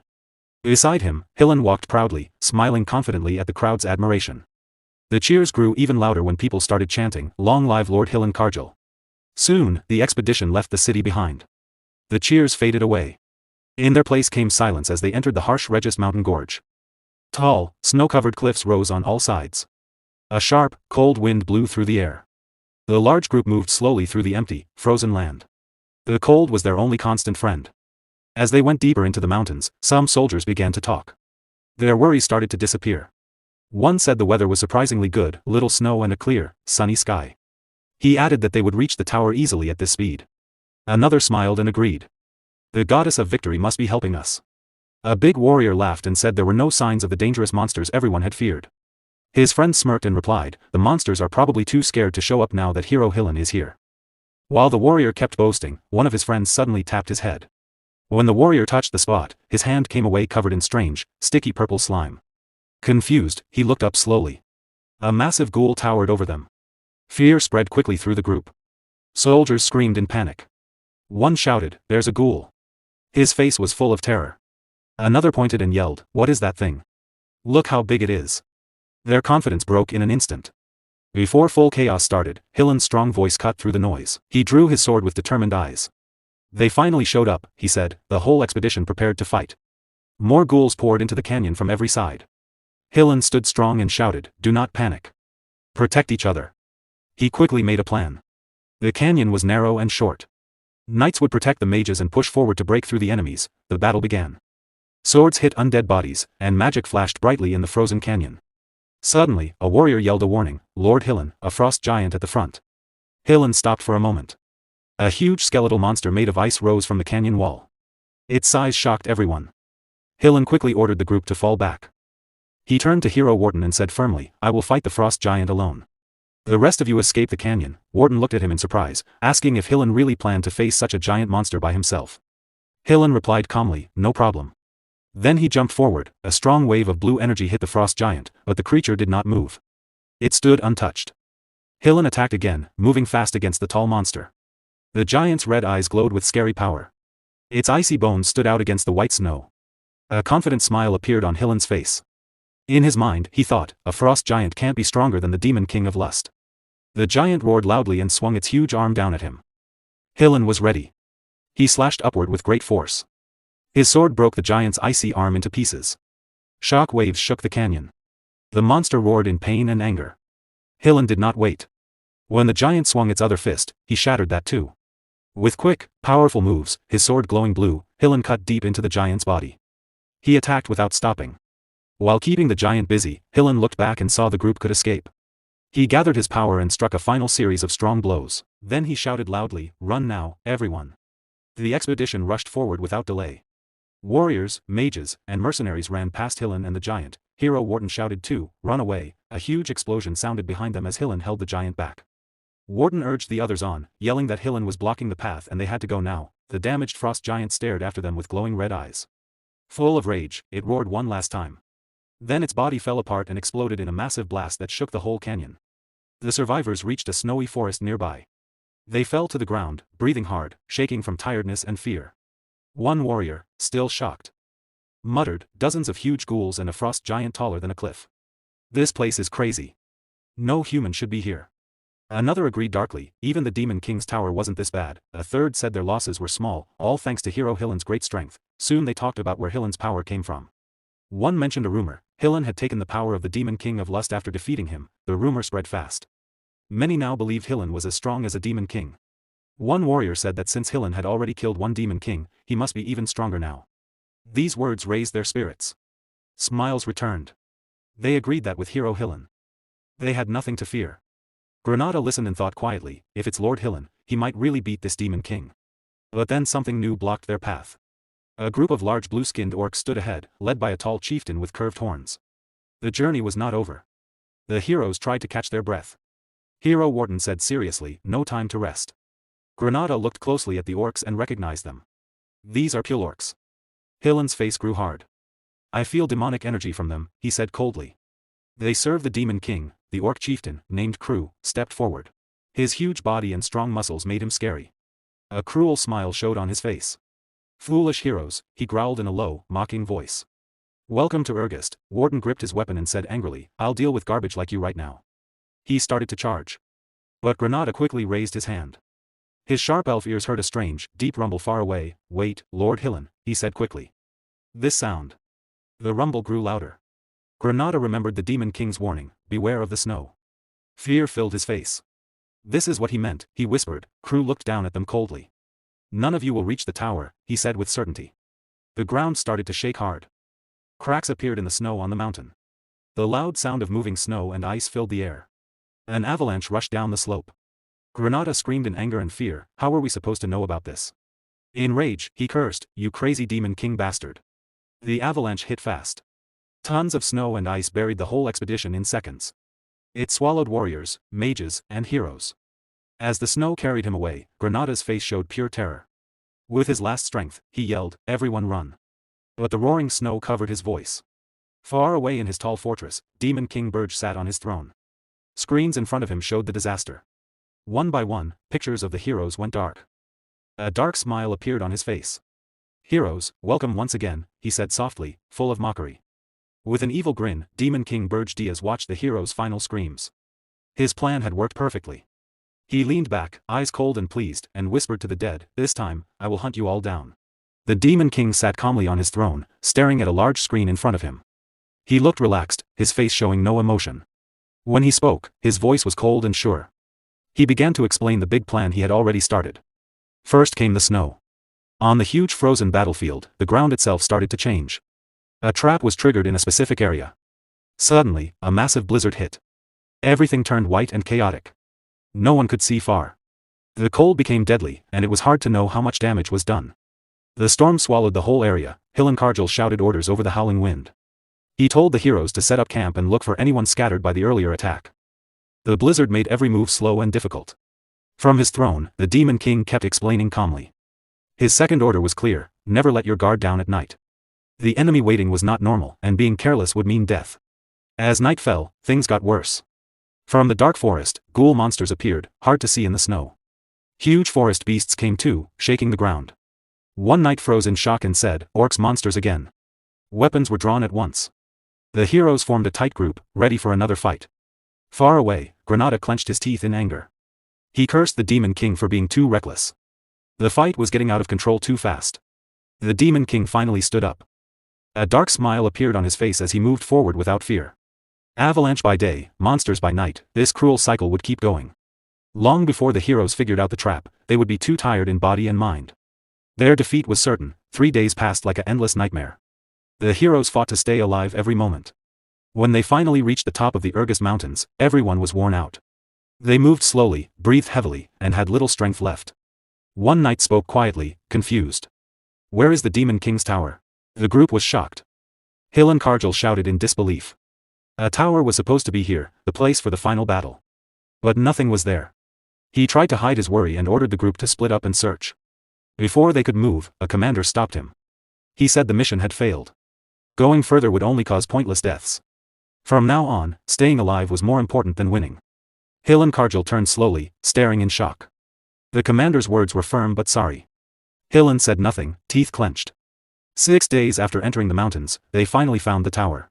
When it appeared, the heroes exploded in anger. One knight yelled about the destruction of Mintanya and called the Demon King mad. When they forced the gates open, confidence returned. A knight laughed and said the first floor was full of weak monsters. He ordered everyone to charge ahead. That was when the Demon King spoke. His cold voice echoed everywhere in the tower. A scary smile spread across his face. His true demon form appeared, filling the air with heavy pressure. This was his third order. The moment the doors opened, anyone who entered would face hell. Magic cannons appeared all around, surrounding the heroes. Lightning cracked loudly. Hillenkargel stared in horror and asked what they were up against. Then bright blue energy beams shot out. The cannons fired. The Demon King sat still in his control room, watching. He said calmly that this was just the first attack, to test how long they could last. When the firing stopped, he smiled faintly. Hillenkargel was still standing. On the battlefield, Helen struggled to stand straight. He gripped his sword tighter, breathing hard. Rage and confusion filled him. Nothing made sense, no strategy he knew explained this. Then Granada stepped out of the smoke, unhurt. Helen felt relief and quickly said they should push to the next floor. Granada looked at him carefully. Only the two of them were left. It was dangerous. But Hillen said he had once beaten the Demon King of Lust and taken his power. This enemy was not stronger. With Granada's help, they could win. Granada nodded, and they moved on. The second floor was empty. The third floor was empty too. Hillen grew angry. A tower this size should be full of monsters, but there was nothing. Granada stayed quiet. He felt something planned was happening. Empty floors meant someone powerful was controlling the fight. He thought of Princess Ernan. They stayed careful and reached the fourth floor. Both stopped in surprise. A beautiful green forest stretched ahead, like a peaceful garden inside the tower. Hillen could not believe it. A forest inside a tower made no sense. Granada said it was a curse, advanced magic that twisted space. Before Granada could say more, Hillen saw a figure. A young woman in dark, demonic clothes stood there. She gave off strong dark mana. She looked delicate but dangerous. She spoke lightly, almost like a child having fun. She said she was one of the 4 heavenly kings who served the Demon King, the Dark Spirit Master. She looked at Hillen and smiled. He had come to save a princess, but now that princess stood as his enemy, silence fell. Then Hillen understood. His eyes widened. Princess Ernan? Granada looked hopeless. The woman laughed softly and said no, she was the Dark Spirit Master. With a small move, she used powerful dark spirit magic. Hillen's shock grew. That spell was top-level spirit magic, only Princess Ernan could use it perfectly. Everything clicked. The night attacks, the hidden tower, the cannons, the empty floors, it was all planned. Princess Ernan was behind it. Hillen laughed bitterly. The princess he had suffered so much to save had been protecting the Demon King all along. Rage took over. If the world was against him, he would destroy it himself. Before he could attack, the air shook. Dark purple energy exploded. The ground cracked. The Demon King appeared. His presence twisted space. His cold eyes fixed on Hillen. At last, the Demon King said calmly, "I see your face, Hillen Kargil." Hillen pointed his sword, eyes burning with anger. The Demon King had shown himself. The full trap was clear now. Hillen turned to Granada. "Give me your strength." The ground shook. Granada suddenly felt weak. His life force was draining away fast. Hillen's face turned cold. He said softly, "Stay with me, and it will be okay." Granada fell, all strength gone. The Demon King recognized it, a forbidden artifact called the Elf Eater. It turned an elf's life force into mana for the user. Once started, the elf could not survive. Hillen pressed his foot on Granada's face and said it was necessary, for the greater good. The Demon King smiled. He found it funny, low and shameful, but very human. He said if the ring was removed, the stolen power would disappear. Hillen laughed wildly. Even the Demon King of Lust could not take the ring from him. The Demon King said one name, Gordon Derrick. Suddenly, pain hit Hillen. Blood sprayed. His arm went limp. He had felt nothing coming. Behind him stood Gordon Derrick, the Demon King's loyal servant. His sword was already down. He spoke coldly about how noisy and rude humans were. Before Hillen could react, Gordon hit again, sending him flying. Hillen realized Gordon was a high-level demon, too strong even with the artifact's power. Then heavy pressure came. The Demon King was behind him, hand on his shoulder. Hillen tried to move but could not. Space itself trapped him. A huge wolf-shaped shadow appeared, an ancient ruler of the continent. Hillen knew there was no escape.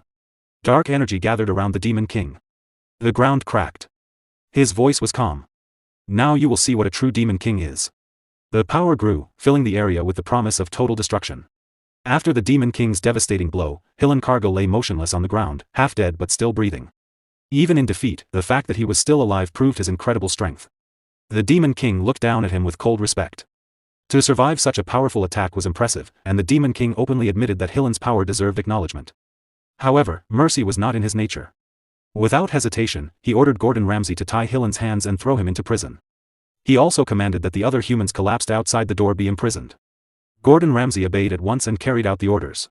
Granada was in much worse shape. His body had withered until he looked like a white skeleton. Groaning in pain, he weakly said he could already see the afterlife. The Demon King glanced at him, praised his efforts with clear mockery, then casually used Spirit Blossom.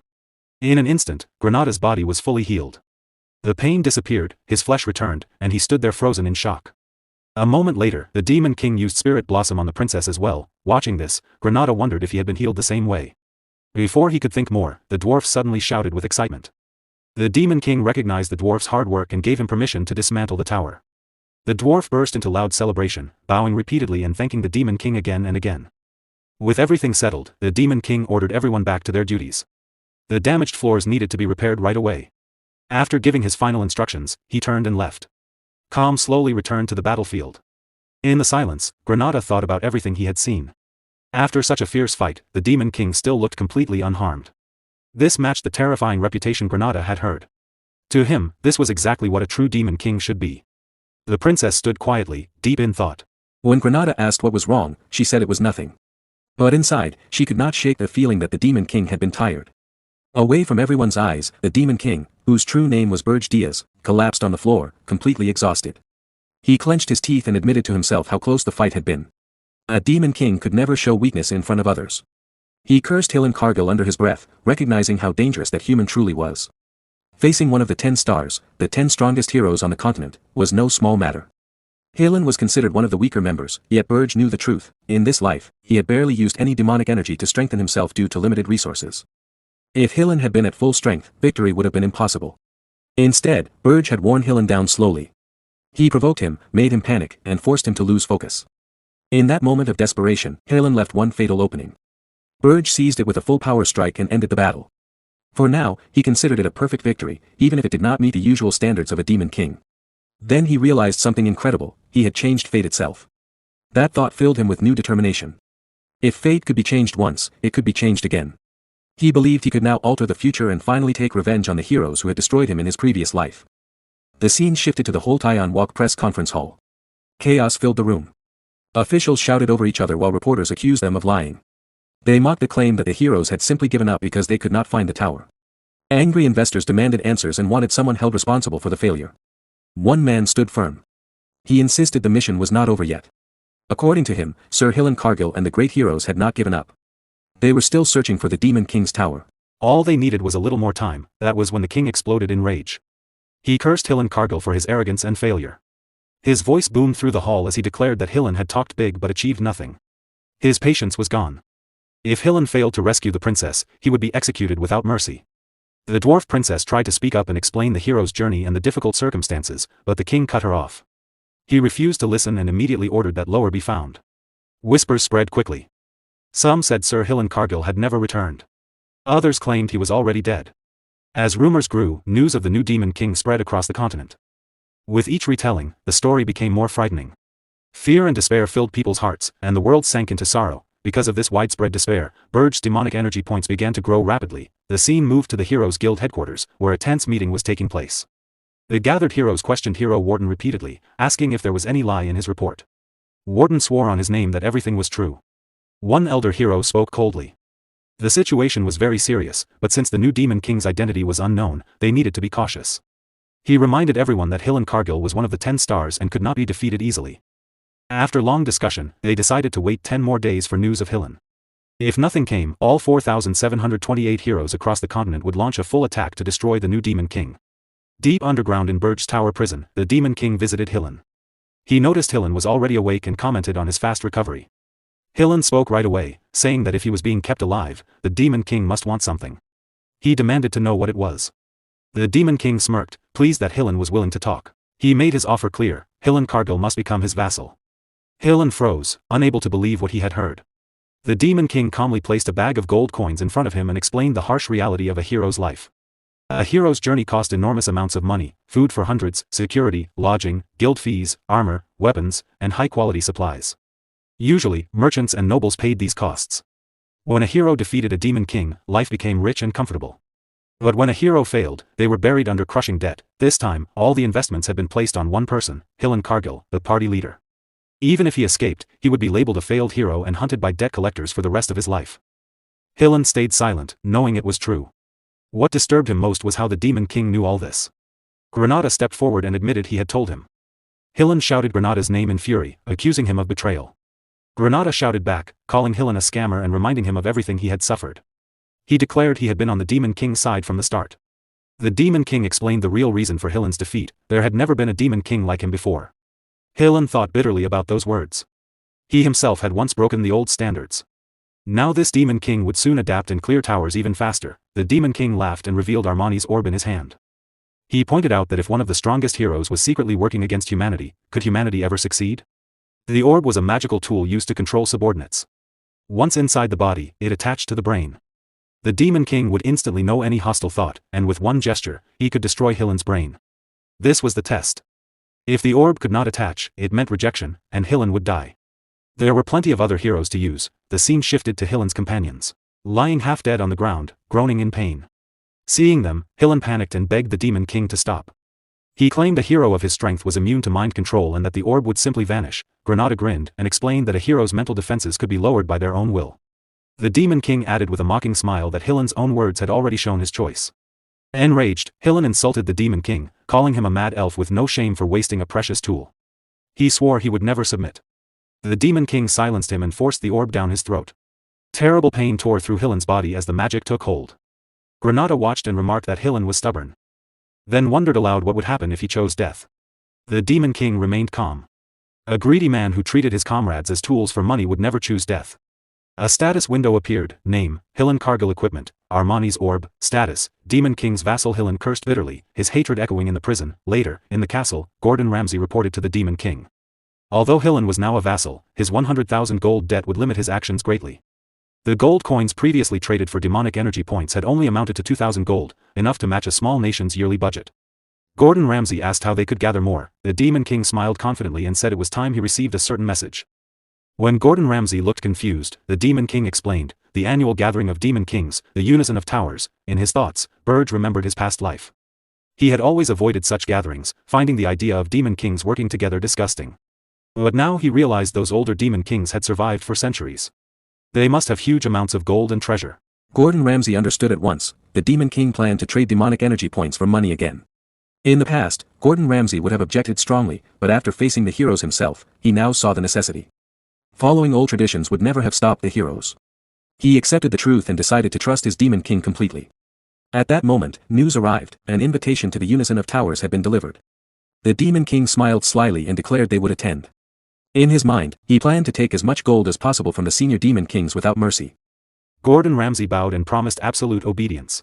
The Tower of Lies stood tall and dark. On the 13th floor was the chamber where the Demon Kings met. The room felt heavy and quiet, as if the air itself was waiting for something to happen. All the Demon Kings were already there, sitting in silence. Then the doors opened. Berge Diaz, the Demon King of Flames, a demonic dragon, walked in calmly. His presence filled the room at once. He looked around and smiled slightly. I'm not late, but you're all here already, he said. Do you have a lot to talk about without me? The others did not smile back. Draxen Doldov, the Demon King of Beasts, a werewolf, stared at him with clear anger in his eyes.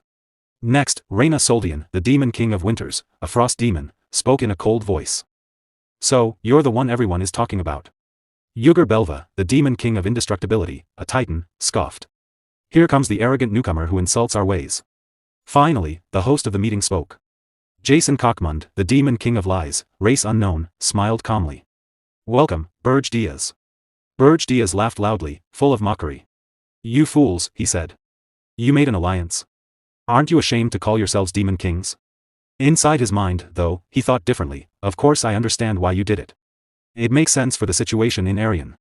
Yugur Belva's face turned red with rage. You're the fool. He shouted. Who are you to interfere, newcomer? What do you even know about Arian? Berge stayed calm on the outside. In his thoughts he noted, a simple provocation shows what someone is really thinking. Then he looked straight at Yugur and said coolly, you call me a fool? I'm the only elite one here. Yugur roared, if you want to die, I'll grant your wish right now. Both released their power at the same moment. Terrifying energy crashed through the room. Suddenly, Jason Cockmund stepped between them and clapped his hands once. The killing intent from both Demon Kings vanished instantly. Yugur and Berge kept glaring, but the fight stopped. Jason spoke calmly. Yugur. Berge. We are here to talk about cooperation. Please do not waste time. Berge felt uneasy inside. That wasn't magic. How did he do it? Is it his power? Or the power of this tower? The Demon Kings moved to their seats. Jason said, thank you for understanding. Now, let us begin. Speak freely. Berge answered with quiet disdain, so this meeting is nothing special. Draxen Doldov spoke next, his voice low and threatening. If no one else will start, I will. Where is Hillen Cargill, Berge Diaz? He released his energy toward Berge as he asked. Berge stayed silent for a moment. Then began, Hillen Cargill was, the scene changed. Deep inside the Tower of Lies, in a reception room, aides of the Demon King of Beasts and aides of the Demon King of Lies stood facing Gordon. Their eyes were cold. One asked bluntly, what happened to Hillen Cargill? Is he already dead? Gordon stiffened and quickly shook his head. I don't know anything, he said. I never reached the upper floors. Maybe he's still near Mount Ergust. He bowed low. Please don't ask me more. A beast man scoffed. That doesn't make sense. If he was near the mountain, he would have seen the tower. Gordon answered quietly, this isn't our tower to begin with. Another beast man muttered, maybe the rumors about that Demon King are true. Gordon felt a chill. He remembered Berge Diaz's orders, if anyone asks about Hill and Cargill, say you know nothing. Keep everything secret, but something felt wrong to Gordon. Unease grew inside him. Suddenly he burst out, the Demon King I serve is a rebel and a fool. He never listens to anyone. If he's left alone for even a moment, he does the most ridiculous things. If it's going to be like this, just do everything without him. When he finished, strange relief washed over him. He felt lighter. The beast men looked at each other and nodded. We know exactly how you feel, one said. Then they all began complaining about their own demon kings, sharing the same frustrations. The scene returned to the 13th floor. Uger stared at Berge in disbelief. You seriously expect us to accept this? Berge answered calmly, yes. Uger exploded. Hill and Cargill hasn't even arrived. You didn't build the tower on the mountain.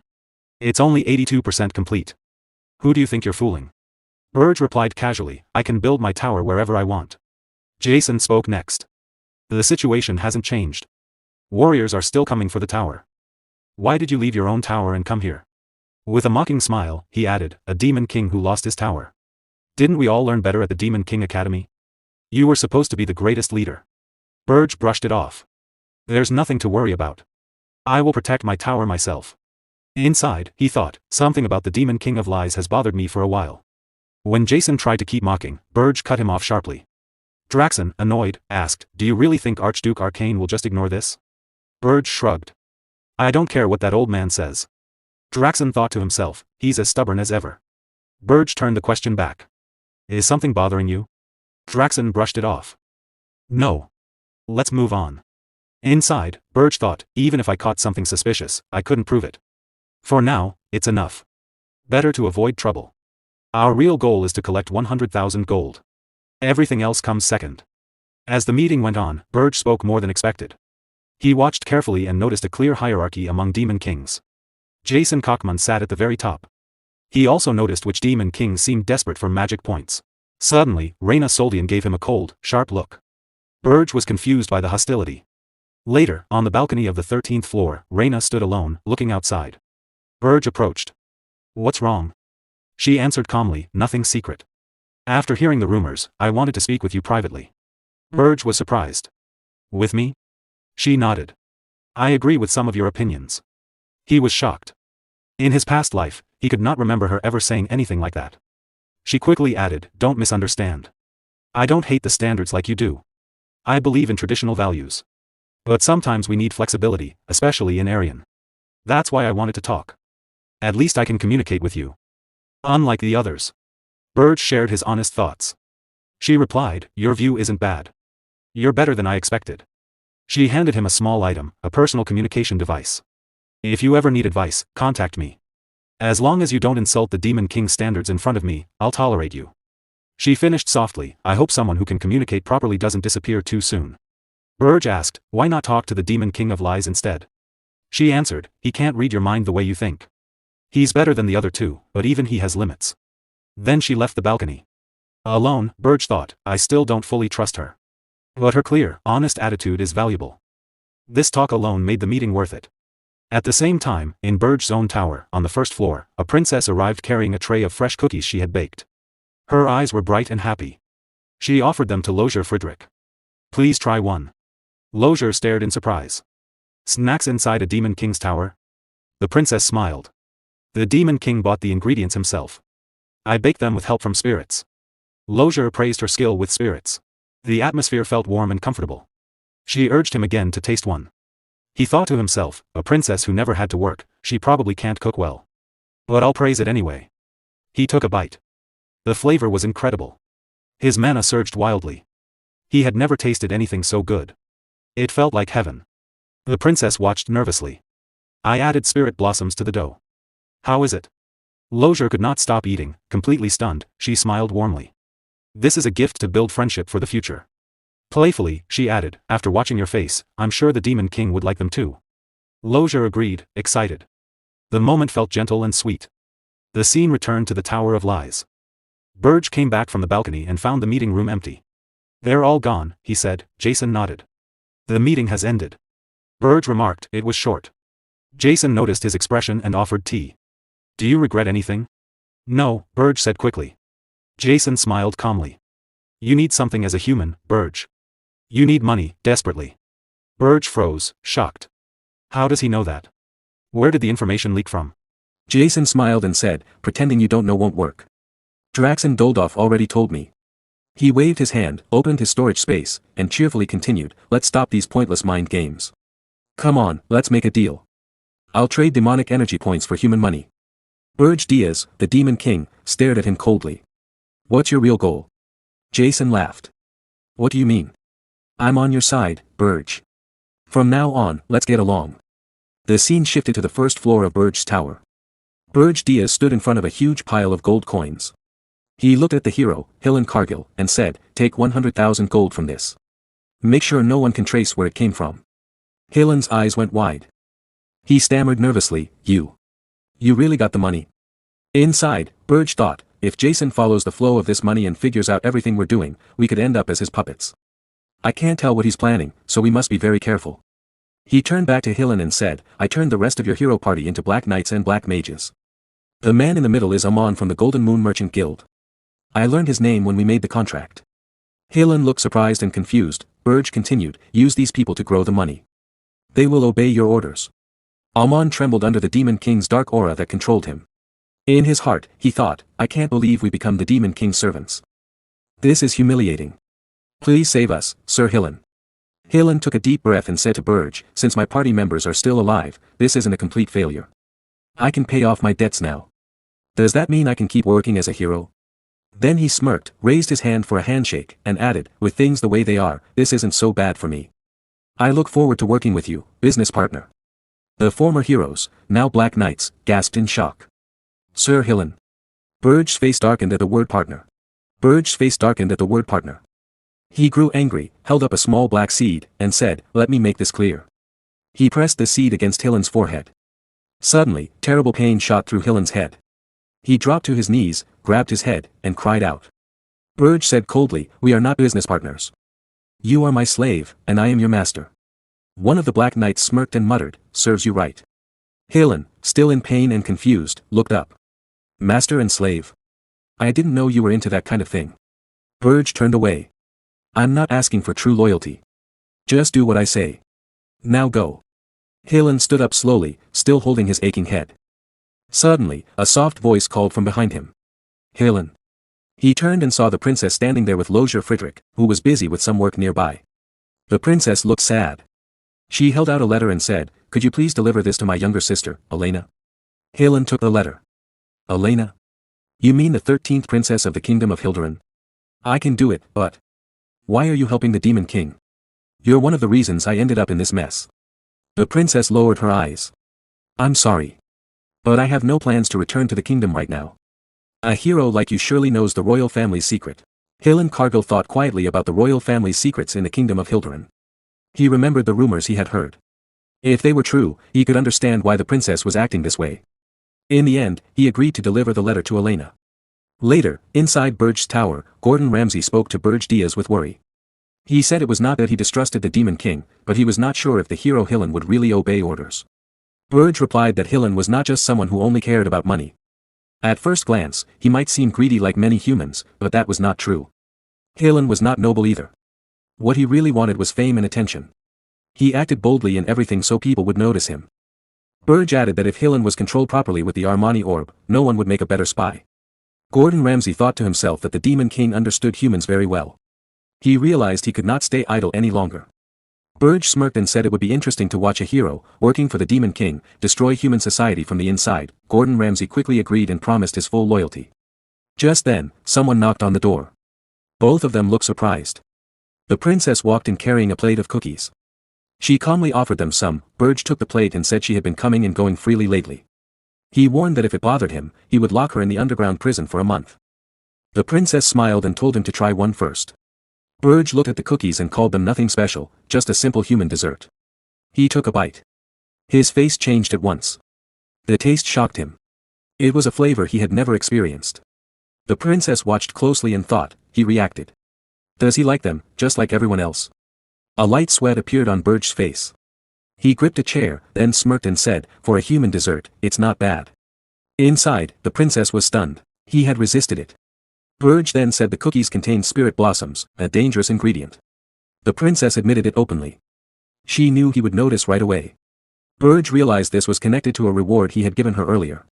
She clearly wanted something in return. The princess laughed softly and said yes, that was true. Berge stayed silent, looking confused. Time passed. Halen Cargill and his group safely descended the mountain with Crutus as their escort. They reached Holton Walk, then quickly used the teleport circle to travel to the kingdom of Hilderan. As for Granada, he soon restored order among his mercenaries. The scene moved to the headquarters of the Scarlet Hawk mercenaries. Granada's men returned, bruised and beaten. Granada was furious. He demanded to know how they could all run away during the first avalanche and leave their captain behind. One mercenary, face swollen and crying, tried to explain. He said the Ergist Mountains were deadly, even heroes had died there. How could mid-level mercenaries like them survive? They had no choice. Granada shouted that survival was no excuse for abandoning their captain. He beat the man in anger. Someone called Granada's name. He turned and saw a blonde female knight. She introduced herself as Keed and said she was a hero. Because of certain problems, she could not join the expedition from the start. Now she had come. Hoping to take part, even if late. Granada was confused. Why would a hero come here? Some of his men, already drinking, laughed and said she was the one who had paid for their drinks while the captain was away. They suggested another round. Granada hit them and told them to be quiet. He thanked Keed for the drinks but said the hero's expedition was already over. Keed looked shocked. Granada explained that Halen Cargill and the others had already left Holton Walk. Keed could not accept it. She apologized for being bold but begged him to tell her what happened, especially his failures. Granada decided he would only share what the Demon King allowed. They sat together in a restaurant. Granada told the story. After hearing it, Keed gave him a few gold coins in disbelief. She now understood the Demon King's tower was not at the very top. There was no reason for her to stay. She thanked him for his time and said the gold was a gift. Then she left. Once she was gone, Granada's men laughed and called her a naive hero who knew nothing about the world. They said it would be good if she was not betrayed someday. Granada grew angry and threatened to cut off their hands if they kept talking. He watched the female knight leave. The scene changed to a quiet alley in Holton Walk. Keed arrived and said, "It's time to go back. The princess's fiancé is waiting." A firm voice answered, "No. I want to live as a hero." Granada watched secretly from a hiding spot, driven only by curiosity. He noticed the bulky figures moving silently. They wore masks that hid their faces. He realized that hero was actually a princess. Kingdom matters should stay within the kingdom. Suddenly, a knight stopped Granada. He pressed a sword against Granada's throat. Granada began to sweat, filled with fear. The knight demanded to know who he was and accused him of spying. He also noticed Granada was using strange magic. Granada panicked inside. The item was a magical artifact from the Demon King. If they caught him, they would learn he served the Demon King. The knight's face grew darker. He decided Granada was a spy from another realm and could not be allowed to live. Terrified, Granada thought of the Demon King. He knew he had chosen the wrong place to hide. His mind raced, trying to find a way out. Granada, an elf, is suddenly spotted by a knight. As soon as he is seen, he starts running toward the palace entrance. Knights around the area shout that an assassin has appeared. Their cries warn everyone not to let him escape. Shock spreads as people realize he might be an assassin. The knights quickly urge the princess to step back. A female knight looks stunned by the sudden chaos. Granada knows he is in big trouble. He grits his teeth and thinks he is the only elf in Holton Walk right now. If he uses his elf powers, he will be targeted easily. Still, he decides he must use his strength to survive. He doubts if he can escape safely. The knights surround the princess to protect her. They tell her to stay back and leave it to them. But the princess refuses. She says she is a warrior too. Granada panics inside. He knows he has no choice but to use his power, even if his identity as an elf is revealed. The knights shoot arrows at Granada. The situation gets worse. At that moment, Berge appears. He says he was wondering why everything was taking so long. He uses his power to destroy the arrows in midair. Granada is shocked. Berge spreads his wings, flies up, and holds a magic flame in his hand. He tells Granada he must have been playing around in a place like this. Granada looks at him in disbelief and anger. He recognizes Berge as the Demon King. Even after seeing such power, Granada cannot fully believe it. Berge casually says there is no need to worry about wounds that heal with saliva. Granada replies angrily that he is being serious. The knights panic and shout. They think the Demon King has come to kidnap the princess. They believe he wants sacrifices. They focus on protecting her. The princess, who is also a knight, steps forward. She says she does not care about her own safety. She tells the knights not to hesitate. She says this is their chance to capture the Demon King. She orders them to attack without worrying about her. Berge Diaz looks at the princess with mild surprise. He learns something new about her. The knights do not believe it. They shout and get angry. They question why the Demon King is even there. Granada, annoyed, agrees with the knights. He demands to know why the Demon King is here. Berge Diaz answers calmly. He says it was a coincidence while he was running an errand. The knights get angry. They call him a liar and refuse to believe it was just a coincidence. The scene shifts to an earlier time. Berge Diaz is in a tower. He listens as the princess tells him what she wants. She asks for senile powder. Berge Diaz knows senile powder is used for spirit contracts. The princess smiles and confirms it. She tells him a story from hundreds of years ago. An elf named Senya returned to the human kingdom. The king ordered her to make a supplement so humans could form spirit contracts more easily. This led to the creation of senile powder. Berge Diaz says the princess does not need it because of her talent. She pretends to look sad and says he overestimates her. She explains there is little mana in the tower. Without senile powder, her spirits would not work well. Berge Diaz says he is thinking of contracting a higher level spirit. The princess gets flustered, turns away, and pouts. Her fire and water spirits do the same. She admits it might be true. Berge Diaz confirms it. The princess thinks about a past life with Hernan. He contracted a high-level spirit at age 27, and it caused chaos across the continent. Few humans ever did that. Now, a contract is happening 7 years earlier. She wanted it to be a surprise, but Berge Diaz already knew. She reflects on leaving the palace and living in the tower for months. She wonders if it changed things. In the end, she decides it does not matter if the tower's power grows. Berge Diaz takes a cookie, says he ate well, and says goodbye. The scene returns to the present. Berge Diaz creates a powerful mana flame in his hand. He says he has his own reasons and wants to finish quickly. The princess, now called the warrior princess, is shocked by the flame. Berge Diaz releases it, causing a huge explosion. Everything around is destroyed. But the warrior princess still stands. A strong green aura flows from her body. Berge Diaz is surprised. He comments on whether a warrior is truly a warrior. The knights warn her not to move. They say her life is in danger. Her anger grows. A stronger aura bursts out.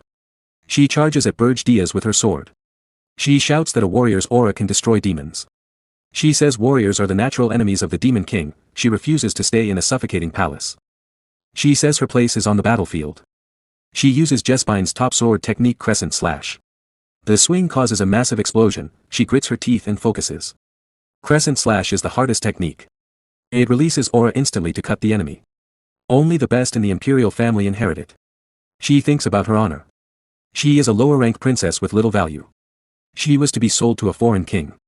She refuses to accept he is a pervert. She feels deep injustice. She questioned it and trained hard with the imperial sword instructor. She trained day and night to be seen as a warrior, not just a princess. If they capture the Demon King here, she can be recognized as a true warrior. Then, even under command, she can gain freedom. She resolves to save her husband. The tension rises. Berge Diaz gathers power in his hand. He destroys her sword completely. He smirks and says it was a useful sword.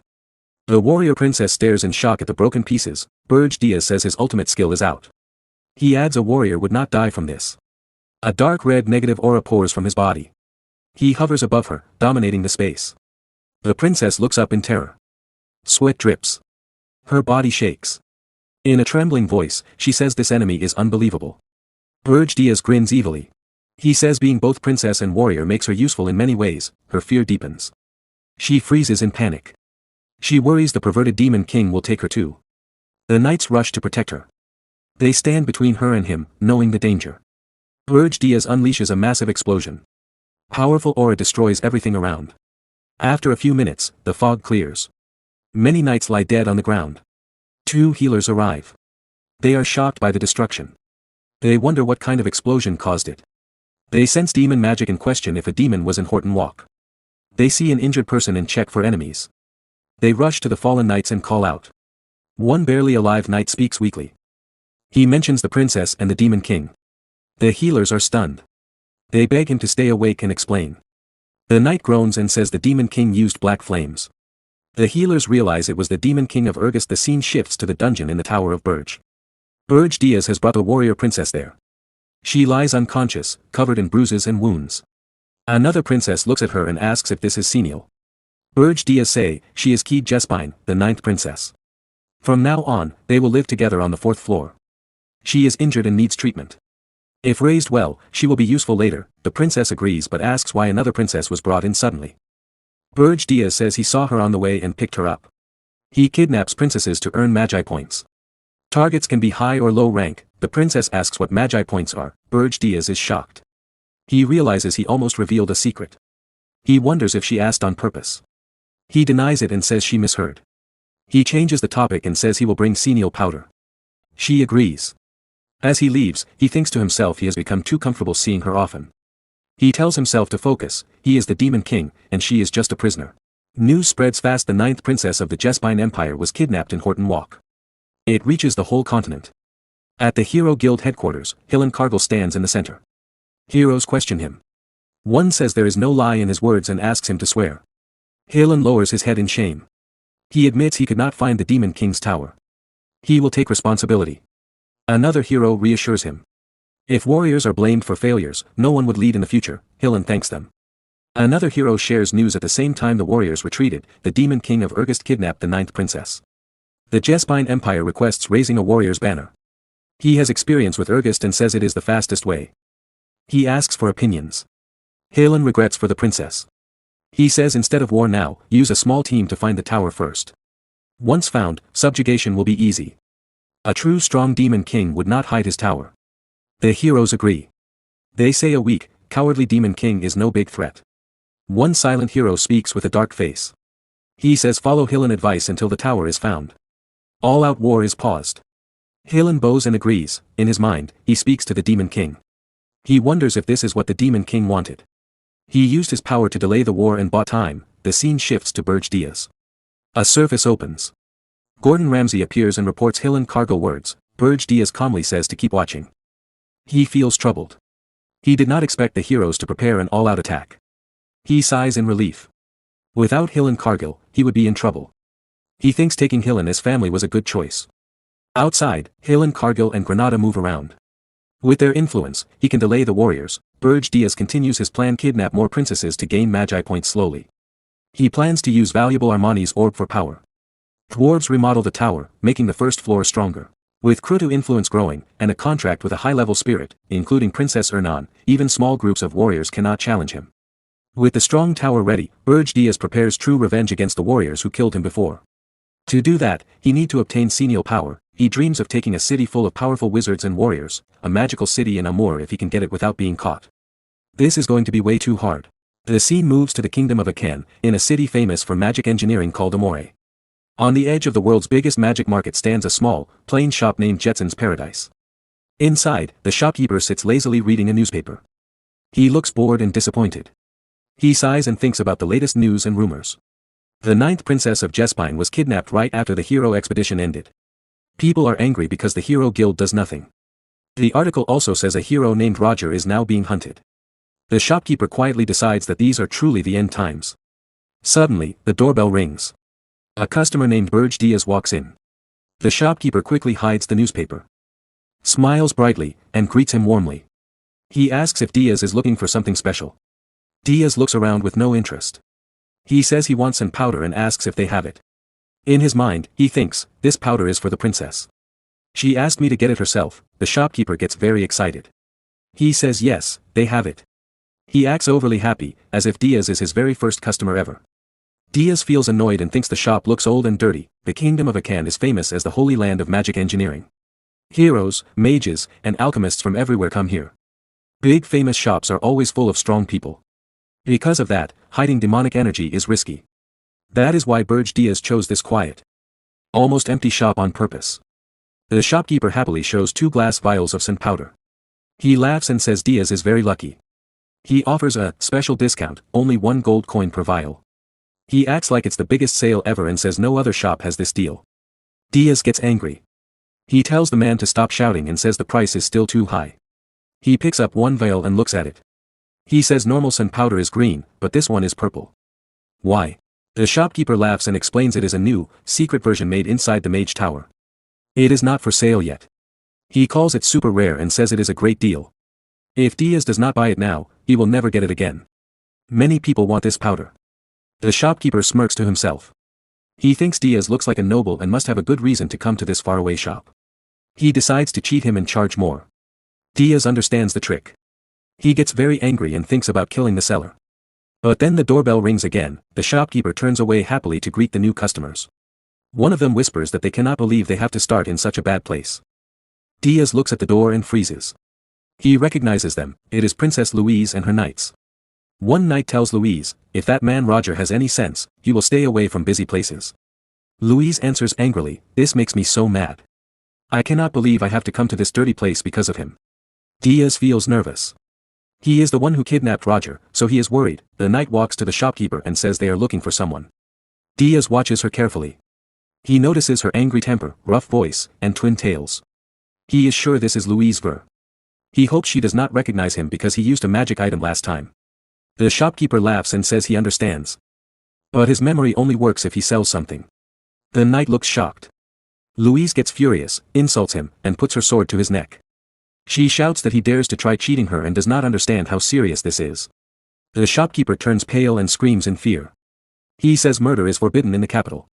He begs them not to kill him. In panic, he says if they threaten him, at least buy something. Louise gets even angrier and calls him crazy. But the shopkeeper, still scared, smiles weakly and makes a bold offer, buy something, and I will accept any punishment after. Louise laughs in surprise and says he is interesting. She agrees to see what he has. The shopkeeper quickly renames the purple sun powder as Archie powder. He lies and says it is very useful for dwarf masters. He asks for 3 gold coins. Diaz gets furious inside. He thinks, first he tried to cheat me, now he cheats them too. But Louise looks happy. She buys the fake powder, thanks him, and even gives him blessings.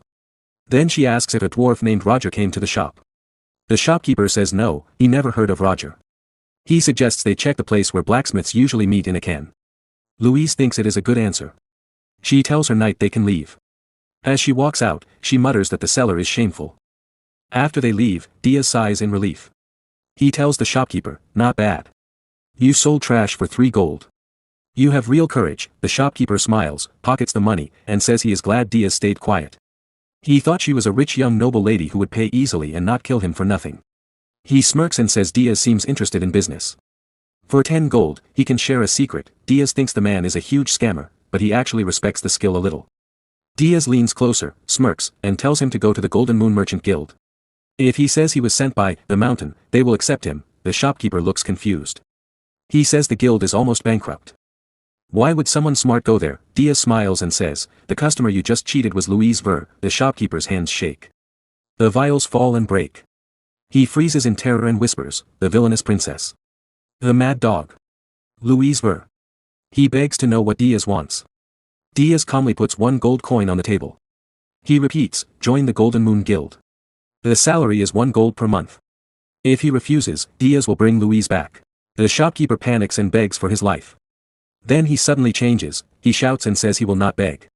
He tells Diaz to get out and even dares him to bring her back. Diaz says nothing. He turns and leaves, saying quietly, as you wish. Outside, Diaz goes straight to Louise's and tells her everything. Louise's gets furious and storms back to the shop. Diaz watches and smirks, the shopkeeper screams in panic. In the end, he breaks completely and gives real sun powder for only 1 gold coin. Later, outside, Diaz looks at the real powder and thinks even slum shops sell normal sun powder. He curses the seller again for being such a cheat. Louise sees Diaz and thanks him. She says she got her money back because of him. Diaz asks what she did to the shopkeeper. Louise grits her teeth and says sadly, because this is a foreign country, she could only give him a small lesson. She adds angrily that she should have ripped his heart out. One knight tries to calm her and says no one expected the little princess to get this angry. Diaz feels uneasy and thinks she is still strange. He quickly changes the topic and asks if Roger is a blacksmith. Louise gets excited and says yes. She asks if Diaz knows him or where he is. Diaz takes out a necklace and shows it. He asks if it is connected to Roger. The knight is shocked and says yes, it is one of Roger's early works. Diaz tells a made-up story. 2 months ago, he met Roger in a forest in Ormoth. Roger was starving, so Diaz shared food. Roger gave him the necklace as thanks. Louise holds the necklace tightly. Her body shakes with anger. She says she owes Diaz again. She wishes she could invite him to the palace for 5 days of drinks, but she cannot right now. Diaz feels nervous and hopes she controls herself. Louise gives him a badge. She says if he shows it in the Dwarven Kingdom, he can get the best equipment. She asks him to keep it for now because they must catch Roger soon. Diaz thanks her and says it looks useful. Louise and her knights start to leave. One knight asks what is next. Louise says she will contact the queen and ask for more soldiers. She smirks and says this time Roger will not escape. She promises he should wait for her. Diaz stands alone. In his mind, one word repeats, heart. Old memories come back. After his regression, rebirth, he forgot something important. Around this time in the past, Draxen found the heart of a mystic beast. He absorbed it and became much stronger. That power changed everything. Diaz realizes that power is what he wants most now. As the new Demon King, he is still weak because of dimensional limits. If he fights Laos one-on-one right now, with Laos having top gear, he might win, but only barely. That is not enough for revenge or survival. He decides, he must get stronger. His plan is clear. He will send Louise to Ormouth, to the Tower of Beasts. There, two monsters will fight, the mad dog Louise Werft and the Demon King of Beasts, Draxen Doldorf. While they destroy each other, Diaz will hide and wait. When the fight ends, he will take the heart for himself. The scene shifted to the tower's new features. After Lozier Friedrich fused with Mana's Phantom, the ghostly machine upgraded the tower.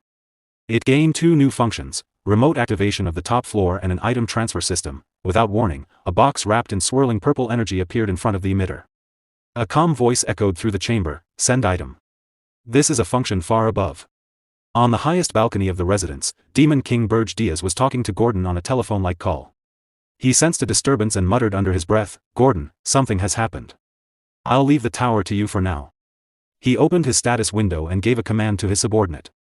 Gordon replied, yes, Demon King. Leave it to me. Berge said, deliver this senile powder to Princess Ernan. Using the new transfer feature, he sent a top-grade senile powder.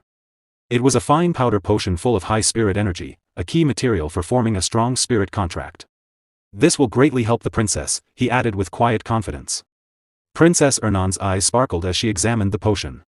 She could barely contain her excitement. Wow, this is top-tier quality. Did you get it from the Kingdom of Aachen? She asked. Gordon nodded firmly. The Demon King himself secured it. Use it carefully, he advised. Meanwhile, Berge reminded Gordon about the fourth-floor prison. There, a blonde-haired girl, Princess Keed, sat calmly on the cold stone floor. She looked strangely peaceful despite being locked up. Teach her swordsmanship so she can fight at full strength, Berge ordered. I'll test her when I return. In another place, during a fierce training match, Keed faced Gordon. Their swords clashed with great force. Energies exploded as they met. Gordon blocked her strike and glared at her coldly. At least land one hit, he said. Then you can speak to me. Berge also told Gordon about the first floor of the tower, where the new item had appeared. Set up the Hell Force on the first floor. Tell Lozier to reinforce it even more. The dwarves were filled with excitement. One rushed to the massive blast furnace, his eyes shining like a child who found treasure. What is this? I've never seen a furnace like this before. How does it even work? He shouted, inspecting every detail. Behind him, Gordon watched silently. The dwarf ran his hand along the glowing surface in awe. That color, it almost feels alive. This is all thanks to the Demon King's grace. His mouth hung open in disbelief. This is incredible. I'll forge equipment worthy of the Demon King himself. Elsewhere, Berge asked Gordon, how are the Pearl Orcs doing? Gordon replied. We've unified 3 tribes so far, and our numbers have doubled. They've grown strong enough to hunt most monsters in the Ergest Mountains. At that moment, a screen flickered on as Gordon gave his report. The Demon King nodded. Good. Guard the tower until I return. Yes, my lord, Gordon said solemnly. I will not disappoint you. The call ended. In one swift motion, the Demon King jumped and landed smoothly on top of a tall building. He thought to himself, so I can manage the tower directly without even going back, a very convenient function. Suddenly, another call came through, from Hillen Cargill. Berge's eyes widened slightly. Can I contact you now? Hillen asked cautiously. Berge's expression hardened. He stayed calm but alert. Speak. What's happening? At the same time, news arrived. The conquest of the summit of the Golden Moon had been completed. From now on, the Golden Moon Merchant Guild will be managed by Amon, the Black Knights, and the Black Mages. The Demon King listened carefully. That is important, he said, thinking deeply. On the other side of the call, Hillen Cargill spoke quickly. One of the 10 stars is giving us support, so the guild leader gave his position to my son. I also checked, one failure won't destroy the reputation of the 10 stars so easily. The Demon King gave his order. Good work. Report everything to Granada. Tell her we will send money through the Golden Moon Merchant Guild. She must buy every elf slave on the continent. Hillen Cargill's eyes opened wide in shock. Buy elf slaves? He whispered. Full of disbelief, the Demon King's face darkened. A low laugh came from him. There is a con man named Jettison. He will be useful. Let him do what he wants. Hillen Cargill blinked in surprise. So it really was a scam, he said quietly. Berge Diaz smirked as he remembered the man clearly. Meanwhile, the shopkeeper Jason put his hands over his mouth. He hid under the table, tears falling from his eyes. Berge Diaz continued talking to Hillen Cargill. He's a pathetic fool who once tried to trick Louise Worft. Then Berge smirked, looked straight at Jatoso and said, I already know all his personal information. If he doesn't show up in 1 month, I will send an assassin to erase him. Hearing those words, the shop owner shook with fear. More tears fell from his eyes. The Demon King stood in front of Jettison, the shop owner, and glared down at him coldly. I know everything about you, he said in a dangerous voice. You think I am nothing? I am the great Demon King. Jettison trembled and cried out in fear. Soon after, his shop was destroyed and turned into ruins. At the Holton Walk shared training grounds, the sound of swords clashing filled the air. Granada subordinate whispered to each other. A man from the Association Connect Granada watched through a screen and gave a strong order. Granada stared in disbelief. Really? You want to buy all of my people? Granada replied, I'll follow the command. I will gather the members quickly. In his heart, Granada felt torn. Saving his people was good, but pulling them into the Demon King's plans would not be easy. His teeth clenched. Did you give this mission only for your own benefit, Demon King? He wondered with anger. Captain, one of his old companions asked while swinging a sword, why are you practicing elf swordsmanship? The captain answered with irritation. I don't know. That old man told me to. He lived 100 years longer than me. A younger soldier stared in shock. The youngest subordinate looked at Granada and asked to voice captain. The captain has lost his mind, how about we run for it, vice captain? Vice captain nervously stared but didn't speak. Suddenly someone said lightly. Vice captain was our captain originally, right? If you go, we'll follow you. Suddenly behind Granada all of his subordinate trying to run away. Granada's jaw tightened. Still thinking, he could feel the Berge Diaz fear. This is troublesome, he thought. As a slave all my life, maybe following the Demon King is better. Granada used his fingers to use magic to stop the vice captain and other subordinate. They looked at fear. Suddenly, confused roots burst from the ground and wrapped around the runaway vice captain, holding him in place. Stop! The vice captain shouted sharply. You are embarrassing me in front of my men. Pain and anger filled his voice. Others shouted too, but Granada ignored them. He focused only on the screen. Hillen Cargill looked up with worry. What's happening? It's nothing, Granada replied calmly. Then what he going to do, no? He asked. Hillen Cargill replied, who knows? What did he say again? I think he said he was going to look for treasure, Granada asked with confusion. Treasure? Deep in the Ormouth Rainforest Kingdom, the scene changed again. The dwarf princess Louise Worft pushed through thick jungle. Her armor brushed against vines as her companions followed. A dwarf ran up to her in a hurry. Ormouth officers sent an ultimatum. An anonymous source demands we leave immediately. She did not slow down. Her eyes burned with determination. I still haven't found him, she said firmly and kept walking into the dark forest. Cold sweat ran down her face. Her subordinate urged her again. Your Highness, we can only check areas allowed by the anonymous order. She clenched her teeth in anger. No. There are still places I haven't searched. Then her eyes locked onto Beast Mountain in the distance. She froze. No way. Even the Beast King's land was forbidden and very dangerous, princess. A dwarf shouted desperately, but she stepped forward without stopping. It's fine. They can't touch me. Sweat soaked her armor, but excitement shone in her eyes. She laughed sharply. Dare to challenge me? We are the royal family. Our whole nation uses dwarven weapons. If they want war, we will give them war. Under her breath, she added, and I haven't forgotten the fallen princesses from 200 years ago. Her eyes became hard with resolve. The Demon King, once defeated in one battle, was rising again. I cannot rush blindly, she told herself. Beside her, the companion whispered nervously. But what if there were never any losure here? What if that man lied to us? Her glare became sharp. That's possible, she said coldly. But stay quiet, or I'll knock your head off first.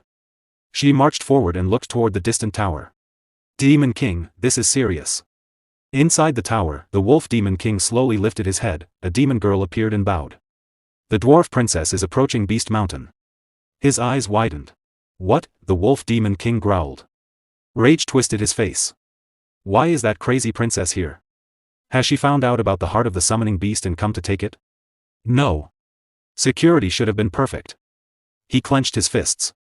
Pure mana energy sleeps beneath the magma in the volcano, a mysterious power I wouldn't trade for even 10,000 spirit blossoms. If I absorb that power, I'll hold the strongest force in my hands. The excavation is almost finished. Why now, of all times? Realization hit him like lightning. Stop her, he roared. Do not let that princess get close. Then he added sharply, but you must not kill her. Do not seriously injure anyone. The demon servant hesitated. That will be difficult, my lord. What do you mean? The wolf Demon King demanded. Back in the forest, the princess stopped suddenly. A tall, muscular figure blocked her path. His presence was heavy and threatening, his voice was calm but deadly. Are you insane? Do you want to die here? Why have you come? The princess narrowed her eyes. The pride of the dwarves will not be scared. This is Demon King territory, the man replied, gripping his sword tightly. Entry is forbidden. Did no one tell you? A dark chuckle came from him. There's always a risk of being killed by demons. He was Max, the second prince of Ormith, the princess answered without fear. They won't touch me. Move aside. I won't leave until I find Losier. Max's face twisted in anger. Dwarves really lack brains. He remembered the full war 200 years ago near the kingdom of Jaspin, right next to the Demon King's castle. I made a lot of profit supplying war materials back then, he said bitterly. Jaspin grew stronger because of that so-called profit. But if you die here at the hands of demon soldiers, it won't be the same as before. Behind the princess, dark red energy burst out and swirled wildly. A whisper seemed to echo inside it, if you die today, take the Demon King's head with you. She ignored her subordinates' cries and stared only at Max. In our country, Max started. Enough, she cut him off with a sneer. The tension broke. Both got ready to fight. The forest shook as their power rose. Suddenly, more men stepped out from the shadows, shouting with excitement. Now it's our turn to take the rewards. Max tightened his grip on his weapon. Kill them all. His soldiers and hunting hounds surrounded the dwarf princess and her group, blocking every escape. For the prosperity of the kingdom of Ormus, Max said coldly, you will all die here. Rage poured from the princess as she raised her axe. You dare touch me here, you cowards. In the distance, the sound of demonic galloping echoed across the battlefield. Inside the tower, the wolf Demon King roared in shock. What? Stop this right now. His eyes widened as he understood. The Ormith Forces planned to kill the princess and blame him for it. A full-scale war, like 200 years ago, was starting. Outside, monstrous demonic creatures were sent out immediately. The princess must survive, he thought grimly. Blood and violent mana began to stain the forest. Max's comrades moved forward without mercy, cutting down dwarf soldiers with terrifying skill. The scene became brutal. Then, a golden shield suddenly flared around the princess. Release them all, she shouted. One wounded dwarf cried, Princess, their numbers are too many. We can't win head-on. Run. Clear a path. Her teeth clenched. Fury burned even stronger. So frustrating. I'll smash everything myself.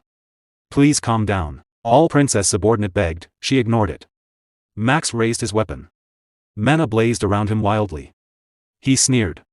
You defend yourself like a turtle, hiding behind that weak shield. At that moment, purple energy exploded in front of him, bright and violent. Max froze, staggered back in shock. Has the Beast King subordinate arrived already? A dark purple aura grew stronger above them. A cold, steady voice spoke to Max, the Ormith's attack was never part of my plan. Humans are unpredictable and complicated. Max froze, eyes wide. You're not a beast. Demon. At the same moment, both the princess and Max trembled under the powerful presence. Berge appeared, a mocking smile on his lips. His voice cut through the battlefield like ice. Die here, Prince of Ormith. He activated his equipment, a magic tool mask for facial recognition. His expression stayed hard and determined. The Demon King was ready to act. The prince stared at Berge Diaz in shock, realizing he was a high-ranking demon. Without hesitation, he ordered his men to kill Princess Louise while he dealt with the demon himself. His soldiers quickly obeyed and rushed toward Princess Louise with the intent to kill her. Before they could reach her, terrified screams filled the air. The prince turned around in disbelief. Princess Louise was moving so fast she was almost invisible, cutting down his men one after another with perfect precision. Within moments, they were all dead. She stood among the fallen soldiers, her anger burning fiercely. A deadly glare flashed across her face as she shouted for everyone to close their eyes. As she screamed, a terrifying power exploded from her body. The air trembled under the weight of her aura. It felt heavy and suffocating, pressing down on everything around her. Max tried to stay calm, but fear slowly crept into his heart. He wondered why people were talking about dwarves when the real danger was the furious princess standing before them. Suddenly, a dark and suffocating aura burst from the Demon King. Black energy wrapped around Max, trapping him in place. He struggled but could not move. The pressure was too strong. In the next second, Princess Louise appeared in front of him. With one swift strike, she cut him in half. Without stopping, she continued moving forward. Her anger had not faded. It only burned stronger. The remaining soldiers trembled in fear and began to run in every direction. No one could stand against her overwhelming power. Princess Louise searched the battlefield for the dark demonic energy she had sensed earlier, but it had disappeared. Some of Max's remaining soldiers gathered their courage and accused her of attacking the prince. Even as they shouted, they could feel her terrifying energy filling the air. Her face grew even harder. Her power grew stronger. She said they had come to kill her first. She would send them to join their prince. Her voice rose with anger. The ground under her feet shook from her great strength. At that moment, the dwarf soldiers arrived. They quickly formed a wall around the princess. They wanted to protect her and stop anyone from getting close. They moved together perfectly and made a tight group. Some soldiers rushed forward from the wall. They attacked the enemy's back. The forest turned into chaos. Big explosions rang through the trees. The ground shook when strong attacks hit each other. Smoke and waves of force tore through the area and the battlefield. From far away, the Demon King watched the fight with calm eyes. He knew Louise would not die here. He decided to let things happen and start his main plan. He looked up at the tall building ahead, called the Tower of the Beast. The scene moved to the tower. A huge wave of power came from it. The power was thick and strong. It made the air shake. Inside, the Beast King stood in anger. He shouted at one of his subordinate. The subordinate quickly started to report about the Demon King's magic. But before she could finish, the Beast King cut her off. He said coldly that the magic did not come from his family. Another demon lord had sent demons into his land. From their strength, they must be top-level demons or even stronger. His face grew dark. His anger rose. In his mind, he thought carefully. While the dwarf princess and Prince Orms fought, other demon groups were attacking at the same time. The timing was too perfect. He decided to check it himself. The scene went back to the forest. The Beast King reached the battlefield. His presence felt heavy and strong. He asked right away what had happened to the dwarf princess and the invading demon. One soldier tried to answer and called him Demon King. But before he could finish, another soldier said they had just arrived. The princes had been surrounded by Orm's soldiers. The Beast King's anger grew. His power rose. A bad thought came to him. He feared that if the big attack from 200 years ago happened again, he still did not have the power to stop it. A beast soldier said nervously that the princess was already surrounded by Orm soldiers. He tried to save her.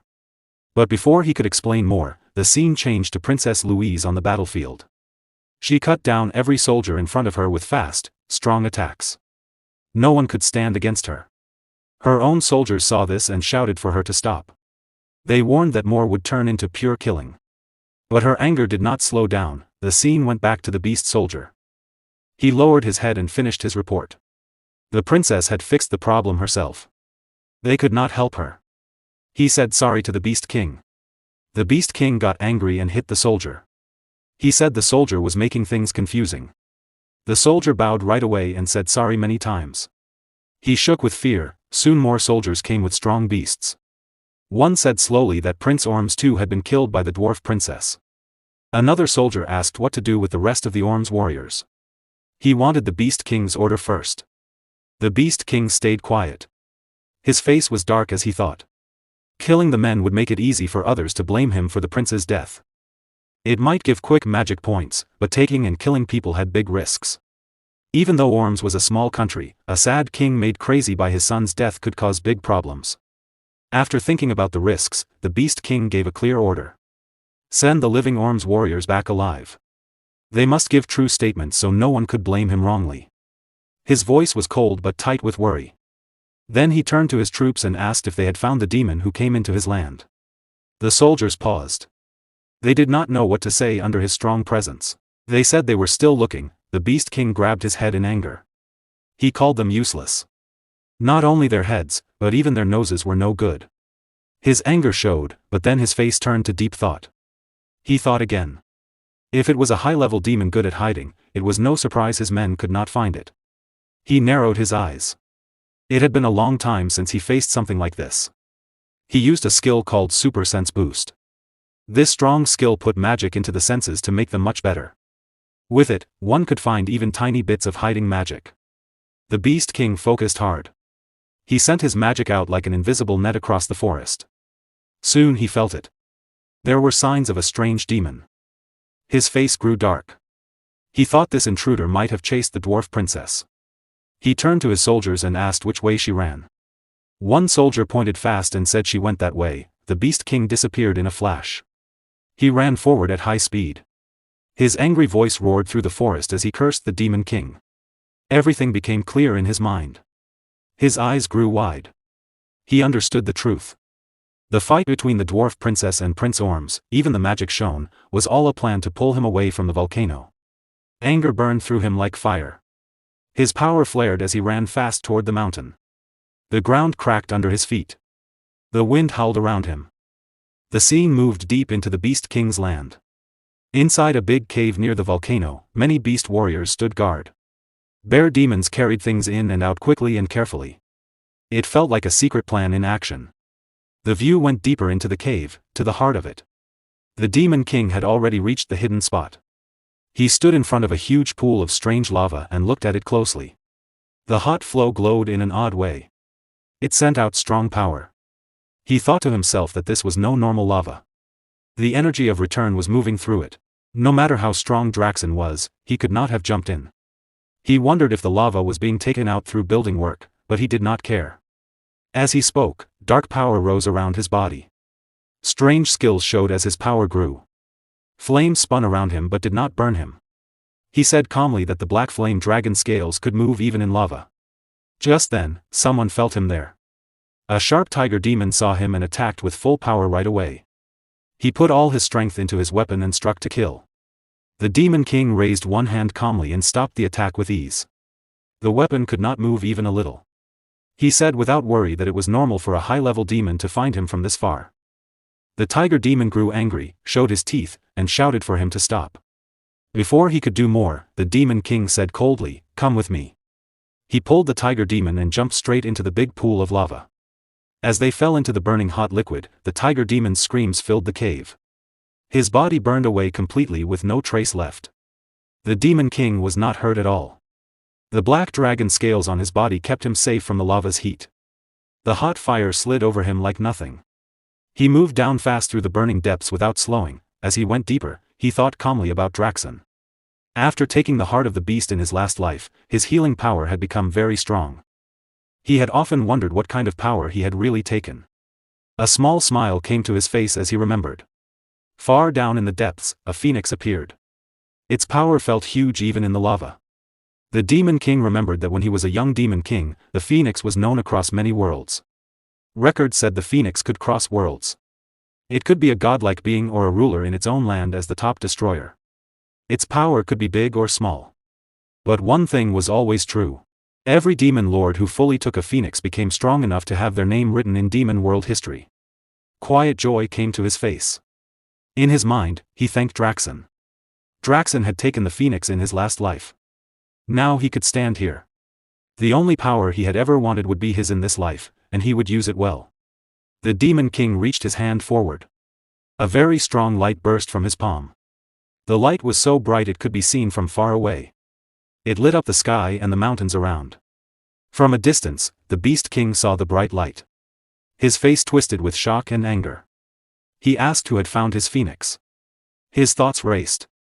Could it be Berge? But he quickly said no. That one would never move without a clear gain. He kept running at high speed and thought more. No high-level demons were here except the ones above. No new demon lord should have found this secret. The guards had been careful. In one moment, he reached the cave entrance. The guard said something about a demon, but he pushed past them. He told everyone to stay back as he went inside. He quickly ruled out Yuger, who was not smart enough for such a plan. He also ruled out Rina of the Snow Demon tribe, because the phoenix had fire power that would poison her. That left only one person. He turned sharply to his soldiers and asked if they were safe. One said quickly that earlier the tiger had jumped into the lava. The Beast King said in shock that it was impossible. The shaking soldier said the tiger claimed he was going to steal it. Another voice shouted that it was dangerous. From deep in the cave, strong light kept pouring out. It grew brighter and stronger. The glow spread far past the cave and could be seen from a long way off. From far away, several people saw the amazing sight. Princess Louise Vert, Merchant Granada Hill, Cargill, and Princess Alina stood with their soldiers. They all watched the bright light in silence. Meanwhile, the Beast King's anger reached its top. He made a fist. His power exploded around him. He roared with killing intent. Deep in the burning lava, the phoenix showed itself. Deep in the forest, a strange sound echoed through the trees. Berge lay on the ground, unconscious. After a while, he slowly opened his eyes and muttered, "Where am I?" Animals gathered around him, watching quietly. He slowly raised his hand and thought about the phoenix. I was going to put the phoenix's corpse into my subspace and take it to the tower. But then he remembered. The phoenix's mana was absorbed into my body before I could react. Then the volcano erupted. I was blown far away, he frowned. A demon king like me. Why? He looked around and saw the wild animals staring at him. Am I surrounded by wild animals? Get away from me. A strange feeling spread through his body. This doesn't feel like me. He walked to a nearby stream and looked at his reflection in the water. His eyes widened in shock. Who is this? The scene changed to the kingdom of Ormus, hidden deep within the forest. Inside the royal hall, dwarf Princess Louise and her subordinates knelt before the throne. Prince Jetson. The brave warriors of Ormus saved us from the subordinate of the Demon King of Beasts. But then, enough. Prince Jetson sat on his throne, his face dark and heavy. I raised my son to be a brave warrior. Princess Louise lowered her head and said softly, to fall on the battlefield while protecting the weak is the highest honor. Suddenly, Prince Jetson slammed his fist against the throne. That's all nonsense. His teeth clenched, tears filling his eyes. I lost my son. He turned to his subordinate and shouted, inform the Heroes Guild at once. Tell them to prepare a hero expedition to defeat the Demon King of Beasts. Yes, sir. The subordinate replied quickly. The scene shifted back to the forest. A sharp beeping sound rang out. It was Hillen Cargill. A blue video screen suddenly appeared in the air. Hillen Cargill showed up on the screen and began to speak. I wish to report. Suddenly, his eyes widened in shock. Who are you? Berge quickly looked around. Wild animals were still gathered near him. He tried to push them away so they wouldn't appear on the screen. It's me, Berge said calmly. Your master. My appearance changed because of something that happened. Don't worry about it. Give your report. Hillen Cargill was still surprised, but he bowed his head nervously. Why yes. Currently, a hero expedition is being organized at the request of the King of Ormus. Berge thought, as I expected. Hillen continued. The commander of this expedition is Rosal Charnt. She is a 10-star mage, a top-tier battle mage who specializes in fire magic. The vice commander is Balraf Disroad, a 10-star hero. He reached the highest level through pure martial strength. Out of the 500 members in the expedition, 200 are heroes. Their goal is to kill the Demon King of Beasts.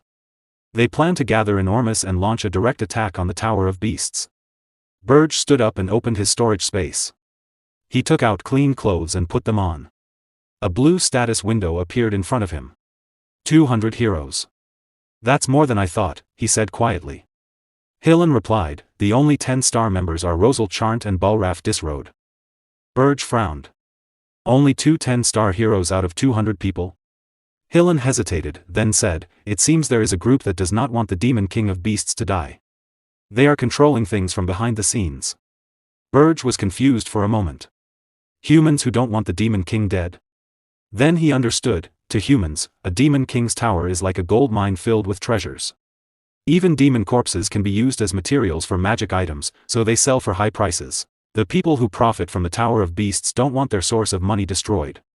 He let out a quiet breath. Even things that look simple on the surface are tied to many hidden interests, he murmured. Humans really are complicated.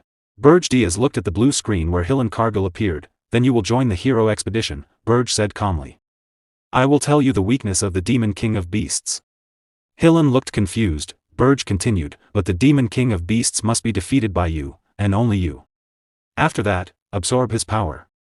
He paused before adding, a hero who has killed 2 Demon Kings.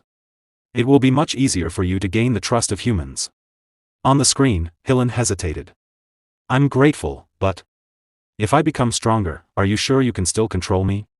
Berge's expression turned cold and serious. Do you think absorbing 2 Demon Kings will be enough to fight me? Hillen quickly lowered his head. And no. Leave it to me. The call ended. Berge began walking forward. All right. I need to return, beep. Another blue screen appeared. Gordon? Speak, Berge said. On the other side, Gordon looked shocked. Gordon? Speak?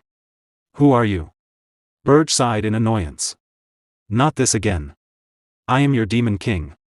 Speak. Gordon was still confused. Master. Why do you look like that? I said, just speak. Ah, yes. Gordon quickly replied. An emergency summons has been issued from the Tower of Beasts. Berge's eyes widened in surprise. Draxon. Really? Correct. The message just came in, Gordon answered. The scene shifted to the Tower of Beasts. The Beast King, Draxon, stood in front of a large gate with his subordinate beside him. 2 portals slowly appeared in front of them. From the first portal, Yugur Belva, the Demon King of Indestructibility, stepped out. He looked at Draxon Doldov and asked, what is it, Draxon? From the second portal, Reyna Soldian, the Demon King of Winters, appeared. She frowned and said, it always smells terrible here. Draxon Doldov looked at them and said calmly, go upstairs first and wait. I will come with the last guest. All right, Yugur replied. Yugur and Reyna walked forward with their subordinates and entered the tower. Draxon remained standing alone. He clenched his teeth in anger. A red aura burned in his eyes. Berge Diaz. Jason Kokmundo. You are late, he thought. Are you weighing your options? His eyes grew colder. Berge Diaz. If you are late, I will consider you a suspect. The scene changed to the forest. Berge Diaz quickly returned to his demon form. Dark wings spread from his back. I let my guard down for a moment. He pushed off the ground with strong pressure and shot into the air. There's no time. A blue screen appeared beside him. Gordon spoke from it. Since Master is already near Ormus, I am the only one who needs a portal to the Tower of Beasts. No, don't. Berge shouted while flying. Gordon looked shocked. What? Are you already on your way? Yes. I'm heading there right now. The call ended. Berge thought quickly. If I arrive without using a portal, Draxon will ask why I was nearby. That will increase suspicion. But arriving late will also make him suspicious. First, I must return to my own tower. Then I will take the portal with Gordon to the Tower of Beasts. He flew as fast as he could. At this speed, I won't make it. I'll be a few minutes late. Faster. I need to go faster. Suddenly, his heart burned with a powerful aura. Flames wrapped around it. His wings changed shape, turning into large wings made of fire. He stared at them in shock. Phoenix wings. Wait. I don't want to use my mana right now. Then he realized something. His heart was burning with Phoenix mana. He touched his chest. Impossible. Is it still alive inside me? That's why the animals gathered earlier. Suddenly, his eyes widened. His speed increased greatly. It was too fast. He tried to control it, but he couldn't. The air pressure distorted his face as he shot through the sky like a burning comet. In moments, he reached Berge's tower. But he couldn't stop. He crashed straight into the tower's barrier. The barrier protected the tower, and it did not break. Black smoke filled the air. Berge fell to the ground inside the tower. He held his head and said nervously, "I arrived on time. But I can't control it." He took a deep breath. "I must be careful until I fully tame the phoenix." He stood up. "Gordon, are you ready?" He paused and felt his chest again. It seems the phoenix used all its power. And fell asleep. Gordon's voice came through the screen. "Yes. Are you on the first floor right now?" "Yes," Berge replied. "Come down quickly. We are going to the Tower of Beasts immediately." The scene shifted to Ormus Place. Many heroes had gathered there, and they were all staring at Rosal Charnt. They whispered to each other, blushing with excitement. "Is that the Rosal Charnt who awakened all magic at the age of 5? The idol of the magic tower? Rosal Charnt? It's my first time seeing her in person. Should I ask for her autograph?" One hero said shyly, "It feels embarrassing to make such a fuss when we're fellow heroes." Another stepped forward and said proudly, "Rosal, it's an honor to fight by your side. I will record today as my greatest achievement." Someone else added, behind them, another hero thought, "Ah, those people. I was just about to greet her." Meanwhile, Rosal was sitting on the ground. She waved her hand carelessly. Yeah. If you're done, get lost quickly, you losers." Rosal Charnt, commander of the Dawn's Flame Strike Squad. One of her subordinates quickly shouted, "Commander, please watch your language. Our squad's reputation gets worse every day." Rosal narrowed her eyes. "What did I do? As far as I can see, they're just losers. How am I supposed to clear the tower with trash like that?" Suddenly, the heroes turned their heads and began whispering again. "Is Hillen Cargill joining this time too? The 10-star hero who defeated the Demon King of Lust? I heard the Regressed expedition failed. But a 10-star hero is still a 10-star hero." Hillen Cargill walked up to Rosal and raised his hand in greeting. "Long time no see, Rosal Charnt. I came to help with this expedition." Rosal smirked. "Still thick-faced as always, I see. You're not wearing that dirty ring anymore. Did you leave it behind because there are no elves here?" Hillen laughed nervously. "Let's save that topic for later. Damn it. She knows exactly how I killed the Demon King of Lust," he thought. "If she starts talking, my reputation will be ruined.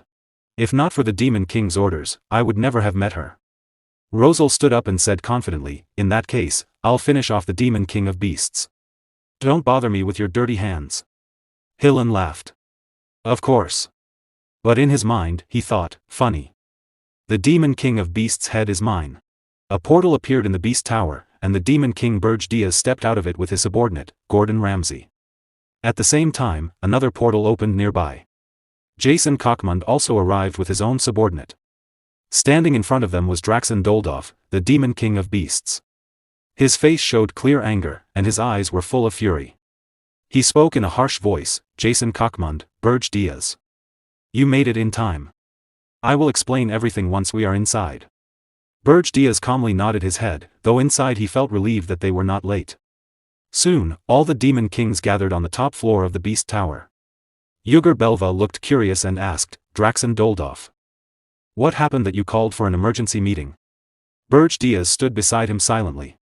Meanwhile, Jason Cockmund, the Demon King of Lies, smiled and said, "I heard that the hero's journey against the Demon King of Lust has started in Ormouth. Is this related to that?" Draxen Doldorf clenched his teeth angrily. "Since you already know some of it, I'll be honest," he said with anger. "One of the Demon Kings gathered here sent a high-ranking demon into my territory." Hearing this, everyone was shocked. Draxen Doldorf continued, "That demon stole the corpse of the phoenix I was planning to absorb.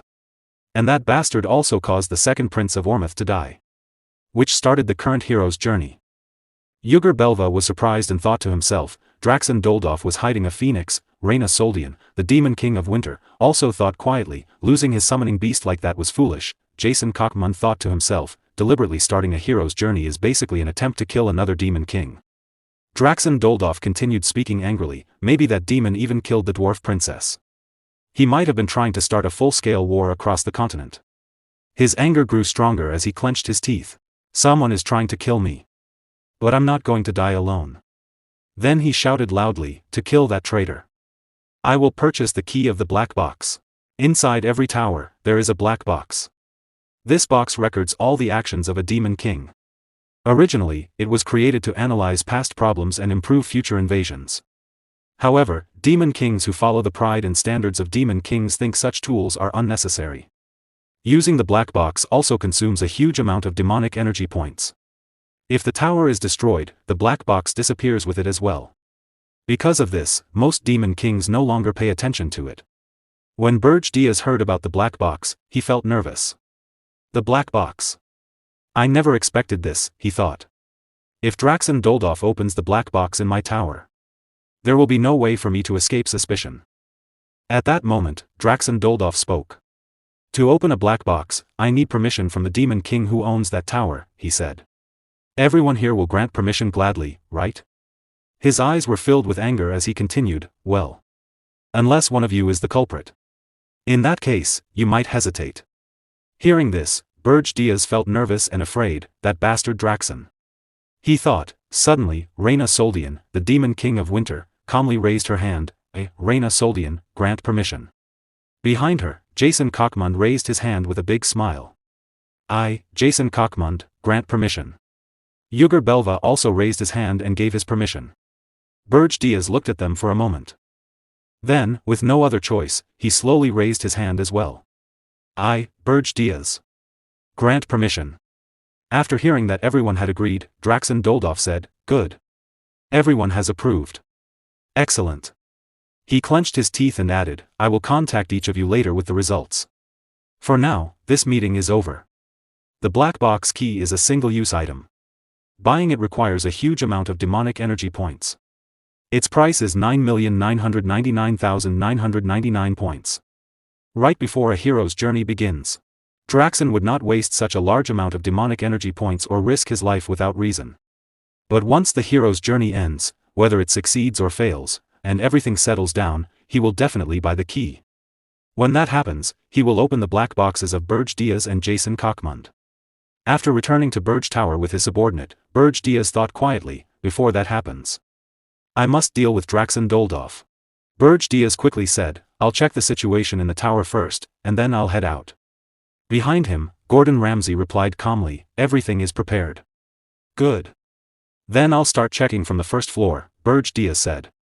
Yes, Demon King, Gordon answered. First floor of Berge Tower. On the first floor, Lozier Friedrich was standing on top of a huge magic cannon.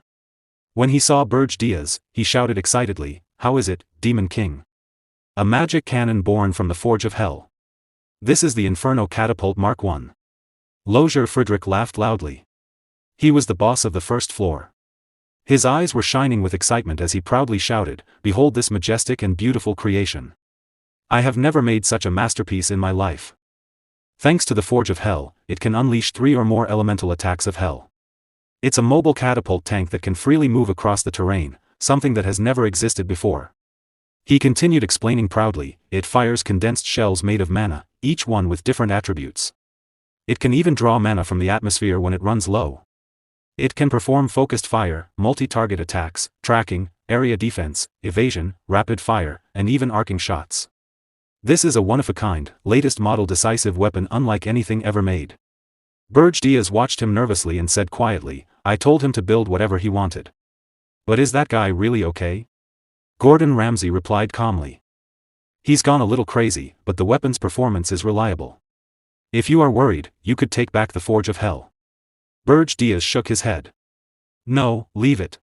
Let's see how far he goes. Behind them, Lozier Friedrich continued shouting happily, thank you, Demon King. I'll make them bigger and stronger. I'll build tons of them. Second floor of Berge Tower. On the second floor, Princess Keed Jaspin, the boss of that floor, shouted angrily, I told you. I would make you regret training me. She released a huge wave of light from her sword. But Berge Diaz calmly stood still. He raised one hand, caught the laser-like wave, and easily shattered it into pieces. You haven't changed, he said calmly. Princess Keed did not stop. She gathered aura around her sword and shouted, now the real fight begins. She used her technique, Jaspin Combat Sword Technique, Crescent Moon/Variant, Crescent Moon Shatter. She jumped forward and focused all her aura into one powerful attack aimed at Berge Diaz. Berge Diaz laughed with a wild smile. You've improved a little, he said. But you still need more training. He then summoned a dark magic orb filled with dark energy. When Keed saw it, she froze. Her eyes widened in shock, and sweat appeared on her face. This can't be. You countered my technique so easily. A huge explosion echoed through Berge Tower, shaking the entire building. When the noise faded, Princess Keed was lying on the floor, completely defeated. Berge Diaz looked at her and calmly asked, "Why is Princess Keed on the second floor?" Gordon Ramsay replied, "On the fourth floor, Princess Ernan is preparing a summoning. So we temporarily moved Princess Keed here." Berge Diaz looked surprised. "A summoning? Fourth floor of Berge Tower." On the fourth floor of Berge Tower, Ernan Hilderin, the boss of that floor, was using Senial power to perform a summoning. She closed her eyes and raised both of her hands. Many magic circles appeared around her as she quietly chanted the spell. Sweat ran down her face as she continued, "Great Spirit of Water. Guardian of Water." She cut her finger and let a drop of blood fall onto the summoning circle, bound by blood and blood. "Soul and soul. I form a contract." Her blood touched the magic circle, and the light of the spell grew stronger. Then she opened her eyes and said with the last of her strength, "In the name of Ernan Hilderin, I ask you. Please answer my call." Inside the large magic circle, water slowly began to rise. From that water, a spirit appeared. She opened her eyes and looked surprised. "Oh. Someone talented enough to summon me inside a Demon King's tower," she said. "Interesting." She raised her hand and spoke again, "By the primordial covenant, I, Neruniel, a high-ranking water spirit, acknowledge the human who summoned me." She reached out and touched Ernan's hand. "I accept Ernan Hilderin as my sole companion." A bright light filled the entire room. When the light faded, Ernan's body floated gently in the water, unconscious from exhaustion. After a few minutes, her body slowly began to fall, just before she hit the ground. Berge Diaz caught her in his arms. Ernan slowly opened her eyes, weak from using so much energy. "Demon King?" she asked softly. Berge Diaz smirked. "I almost missed a rare sight." "Good work." Ernan gave a small laugh. "It's nothing. It's thanks to the Senial power you saved for me, Demon King." Suddenly her expression changed. With a sweet smile and a red face, she said, "I love you, Demon King." Then she suddenly realized what she had said. Her eyes widened in panic, and she began blushing heavily. "And no. That wasn't me." Berge Diaz looked at her with an angry expression. Ernan quickly tried to explain. "Please believe me. That voice sounded like mine, but I really didn't say that." Berge Diaz looked behind her and said calmly, "You summoned an annoying spirit." Ernan turned around and looked behind her. She was shocked. The spirit Neruniel was standing there, laughing. "Oh my, what should I do? I accidentally said it out loud," she said playfully. "But I really do love the Demon King." She smiled mischievously. "That's no fun. You already figured it out?" she continued happily. "I am Neruniel, a high-ranking water spirit. My hobby is reading romance novels. My favorite genre is forbidden love." Berge Diaz thought to himself, what kind of nonsense is that? Ernan was also shocked and confused. "What are you even talking about?" she shouted. Princess Ernan blushed and nervously tried to cover her face with her hand. Flustered, she said, "What? Dating? What are you talking about?" The water spirit Neruniel smirked and replied teasingly, "The pure love story of the Demon King and the princess is already famous in the spirit realm, you know." Then she added with a playful grin, "I couldn't miss out on such a juicy situation. So, when are you two making it official? Or is it still just a fling?" Princess Ernan grew even more embarrassed and replied nervously, "Please. Just go back." Neruniel looked surprised. "What? But I was just summoned for the first time in ages." Suddenly, Demon King Berge Diaz standing behind the princess. He slightly and said, "Wait." Then he looked at the High Spirit and asked, "High Spirit Neruniel, how do I look to you right now?" Neruniel cheerfully replied, "What? Well. You look like a handsome Demon King who's destined to end up with the princess." Berge Diaz shook his head slightly. "I'll ask again." He then used his phoenix power, concealing his demonic aura with a layer of pure energy. After doing so, he asked once more, "Now. How do I look to your eyes?" Neruniel's expression suddenly changed in shock. "Just a moment ago you were a lump of demonic energy. But now? What is this pure mana? You're not a Demon King. But a spirit." Behind her, Princess Ernan was also surprised to see Berge Diaz in this form. Berge Diaz looked at his own hand and murmured, to think it could even fool the eyes of a high spirit. He then smirked slightly. That means the other demon kings and even the heroes won't be able to notice either. His eyes sharpened as he continued, at this rate. The demon king of beasts. I might be able to take him out myself.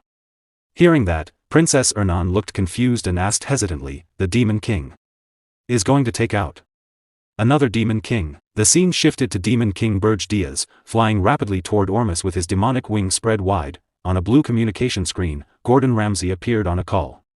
He shouted furiously while grabbing his hair. Demon King. Are you serious? What kind of demon king goes out to kill another demon king? Berge Diaz calmly replied, I thought I explained everything earlier. The scene then shifted to a few hours earlier in the tower. Gordon Ramsay had asked, where are you going? The demon king casually replied, to kill Draxon. At the time, Gordon Ramsay didn't fully understand and simply said, yes. Have a safe trip. Then he suddenly paused and exclaimed, wait, what? The scene returned to the present. Gordon Ramsay shouted again, what kind of explanation is that? I don't understand it at all. Berge Diaz replied calmly, I thought you said you would stop questioning my decisions. Gordon Ramsay quickly answered, this is a completely different matter. Setting aside the fact that it goes against the usual rules, if the other demon kings find out what you're planning. Still flying through the sky, Berge Diaz replied seriously, exactly. If I don't eliminate Draxon before he opens the black box, then I'll be the one who's finished. Gordon Ramsay looked shocked and replied nervously, I understand your reasoning, but even so, isn't it too dangerous? You still haven't overcome Arian's dimensional energy. Dimensional energy works on a simple principle, every dimension is naturally hostile to other dimensions. A dimension fiercely rejects foreign intruders and crushes them with its dimensional energy. Demons, whose powers are suppressed by this dimensional energy, become significantly weaker than they are in the demon realm. It is the natural order of the world for the chosen heroes to eliminate these weakened intruders. This is simply how the world maintains balance. To overcome this dimensional resistance and launch an invasion, the Demon King's Tower was created. The tower serves as a medium that connects the demon realm, the demon king, and the demons through demonic energy. By strengthening the tower with demonic energy points, one can draw more demonic energy from the demon realm. In this way, a demon king slowly regains their original power. In other words, the height of the tower is synonymous with the demon king's strength. Gordon Ramsay continued explaining, the farther you are from the tower, the less demonic energy you receive. Naturally, you will also become weaker. Furthermore, the Tower of Beasts has a massive 13 floors, while your tower only has 5. He then spoke nervously, I don't want to say this, but no matter how strong you are, inside the Tower of Beasts, victory cannot be guaranteed. Demon King Berge Diaz calmly replied, I know that too. I absorbed the Phoenix's heart, but I haven't fully adapted to it yet. Right now, fighting any demon king would still be a difficult battle. Then he smirked slightly and added, that is, if I were to fight alone. Gordon Ramsay paused for a moment before speaking in shock. Don't tell me. My lord. Berge Diaz spread his wings and continued flying through the sky, his phoenix power surrounding him as he smirked. That's right. Under the name of Pale, I will personally participate in this hero expedition. After hearing that, Gordon Ramsay fell completely silent. Soon after, Demon King Berge Diaz arrived at his destination, the land of Ormus. In the land of Ormus, blades sliced through demons as the battlefield raged on. Heroes and demon beasts stood facing each other amid the chaos. One of the heroes shouted in panic, to think they chased us all the way here. Still, only the weaker demons are left. Another hero, holding a blade covered in blood, shouted, everyone, provide cover while we retreat. The demons are falling back. Help the wounded. The scene then shifted to a nearby area where many injured heroes were lying on the ground. Hillen Cargill was giving a severely wounded hero a potion while the man screamed in pain. Suddenly, Berge Diaz appeared behind him and calmly asked, what happened here? Why is everyone so exhausted? Hillen Cargill turned around in shock when he saw him. You. Berge Diaz immediately said, stand back. Hillen Cargill stepped aside and replied nervously, Lord Pale. Well. After enough heroes had gathered, we immediately launched an assault on the Tower of Beasts. Just as you advised, we targeted the Beast Demon King's weakness. His tail. Thanks to that, we managed to weaken him, but Hillen Cargill suddenly remembered the moment and shouted, Lady Rosal. Now. The memory continued. During the battle against the demon beasts, Rosal Chant had just finished killing many of them and dropped to one knee from exhaustion. However, her eyes had been severely injured, blood flowing down her face. She gritted her teeth, barely holding herself together. Hillen Cargill watched in shock, his eyes wide. At that moment, the king of demon beasts, Draxen Doldov, released his full power and roared, unleashing a terrifying aura. As a result, Hillen Cargill continued sadly, Lady Rosal suffered severe injuries. So we had no choice but to retreat. He himself had carried Rosal away from the battlefield while the demon beasts continued chasing them. In the end, the hero expedition was a failure. After hearing that, Berge Diaz remained silent for a moment. Then he gave a faint smile and thought to himself, I see. Now I completely understand, in other words. I'm completely screwed. Sweat covered his face as his expression turned pale. But Hillen Cargill continued speaking. Even though we lost, we managed to deal significant damage. He'll have to spend time healing his fatal wounds, and we also killed many of his demons. Hearing that, Berge Diaz reacted immediately. If that's the case, there's still time. He thought nervously. We just need to resume the expedition before Draxen repairs the tower. Then he quickly asked, wait. Rosal Chant was attacked? What was Balraf Disro doing? Wasn't his job to protect the mage? Hillen Cargill gritted his teeth and replied. That guy. Disrode. Before he could finish, Rosal Chant herself appeared in front of them and said coldly, he ran away right before the attack on the Tower of Beasts. Berge Diaz looked confused when he heard that. Rosal Chant clenched her teeth angrily and said, Balraf Disrode sponsors are the ones who profit from the tower's continued existence. They're all money-crazed bastards. Berge Diaz looked at her and said, you must be Rosal Chant. Rosal turned around and replied, I see you came to join the expedition late. But as you can see, we're a complete mess right now. Berge Diaz then asked calmly, are you willing to try again? Rosal was shocked at first. What? Then she angrily pointed at her injured eyes and shouted. Of course I will kill the beast Demon King. After he did this to my eyes. There's no way I can back down now. Hillen Cargill looked at her nervously and said, but we have too many wounded. We ran out of potions just now. This isn't a situation where we can start another attack immediately. Berge Diaz grinned slightly. That, he said calmly, is actually a surprisingly simple problem. Hillen Cargill looked at him in confusion. Berge Diaz smiled and said, I have plenty of potions. I prepared them in advance for the hero expedition. Berge Diaz said calmly, these potions cannot regenerate lost body parts, but they will allow you to fight again. Rosal Chant looked at him carefully and asked, who are you? Why are you going this far to help us?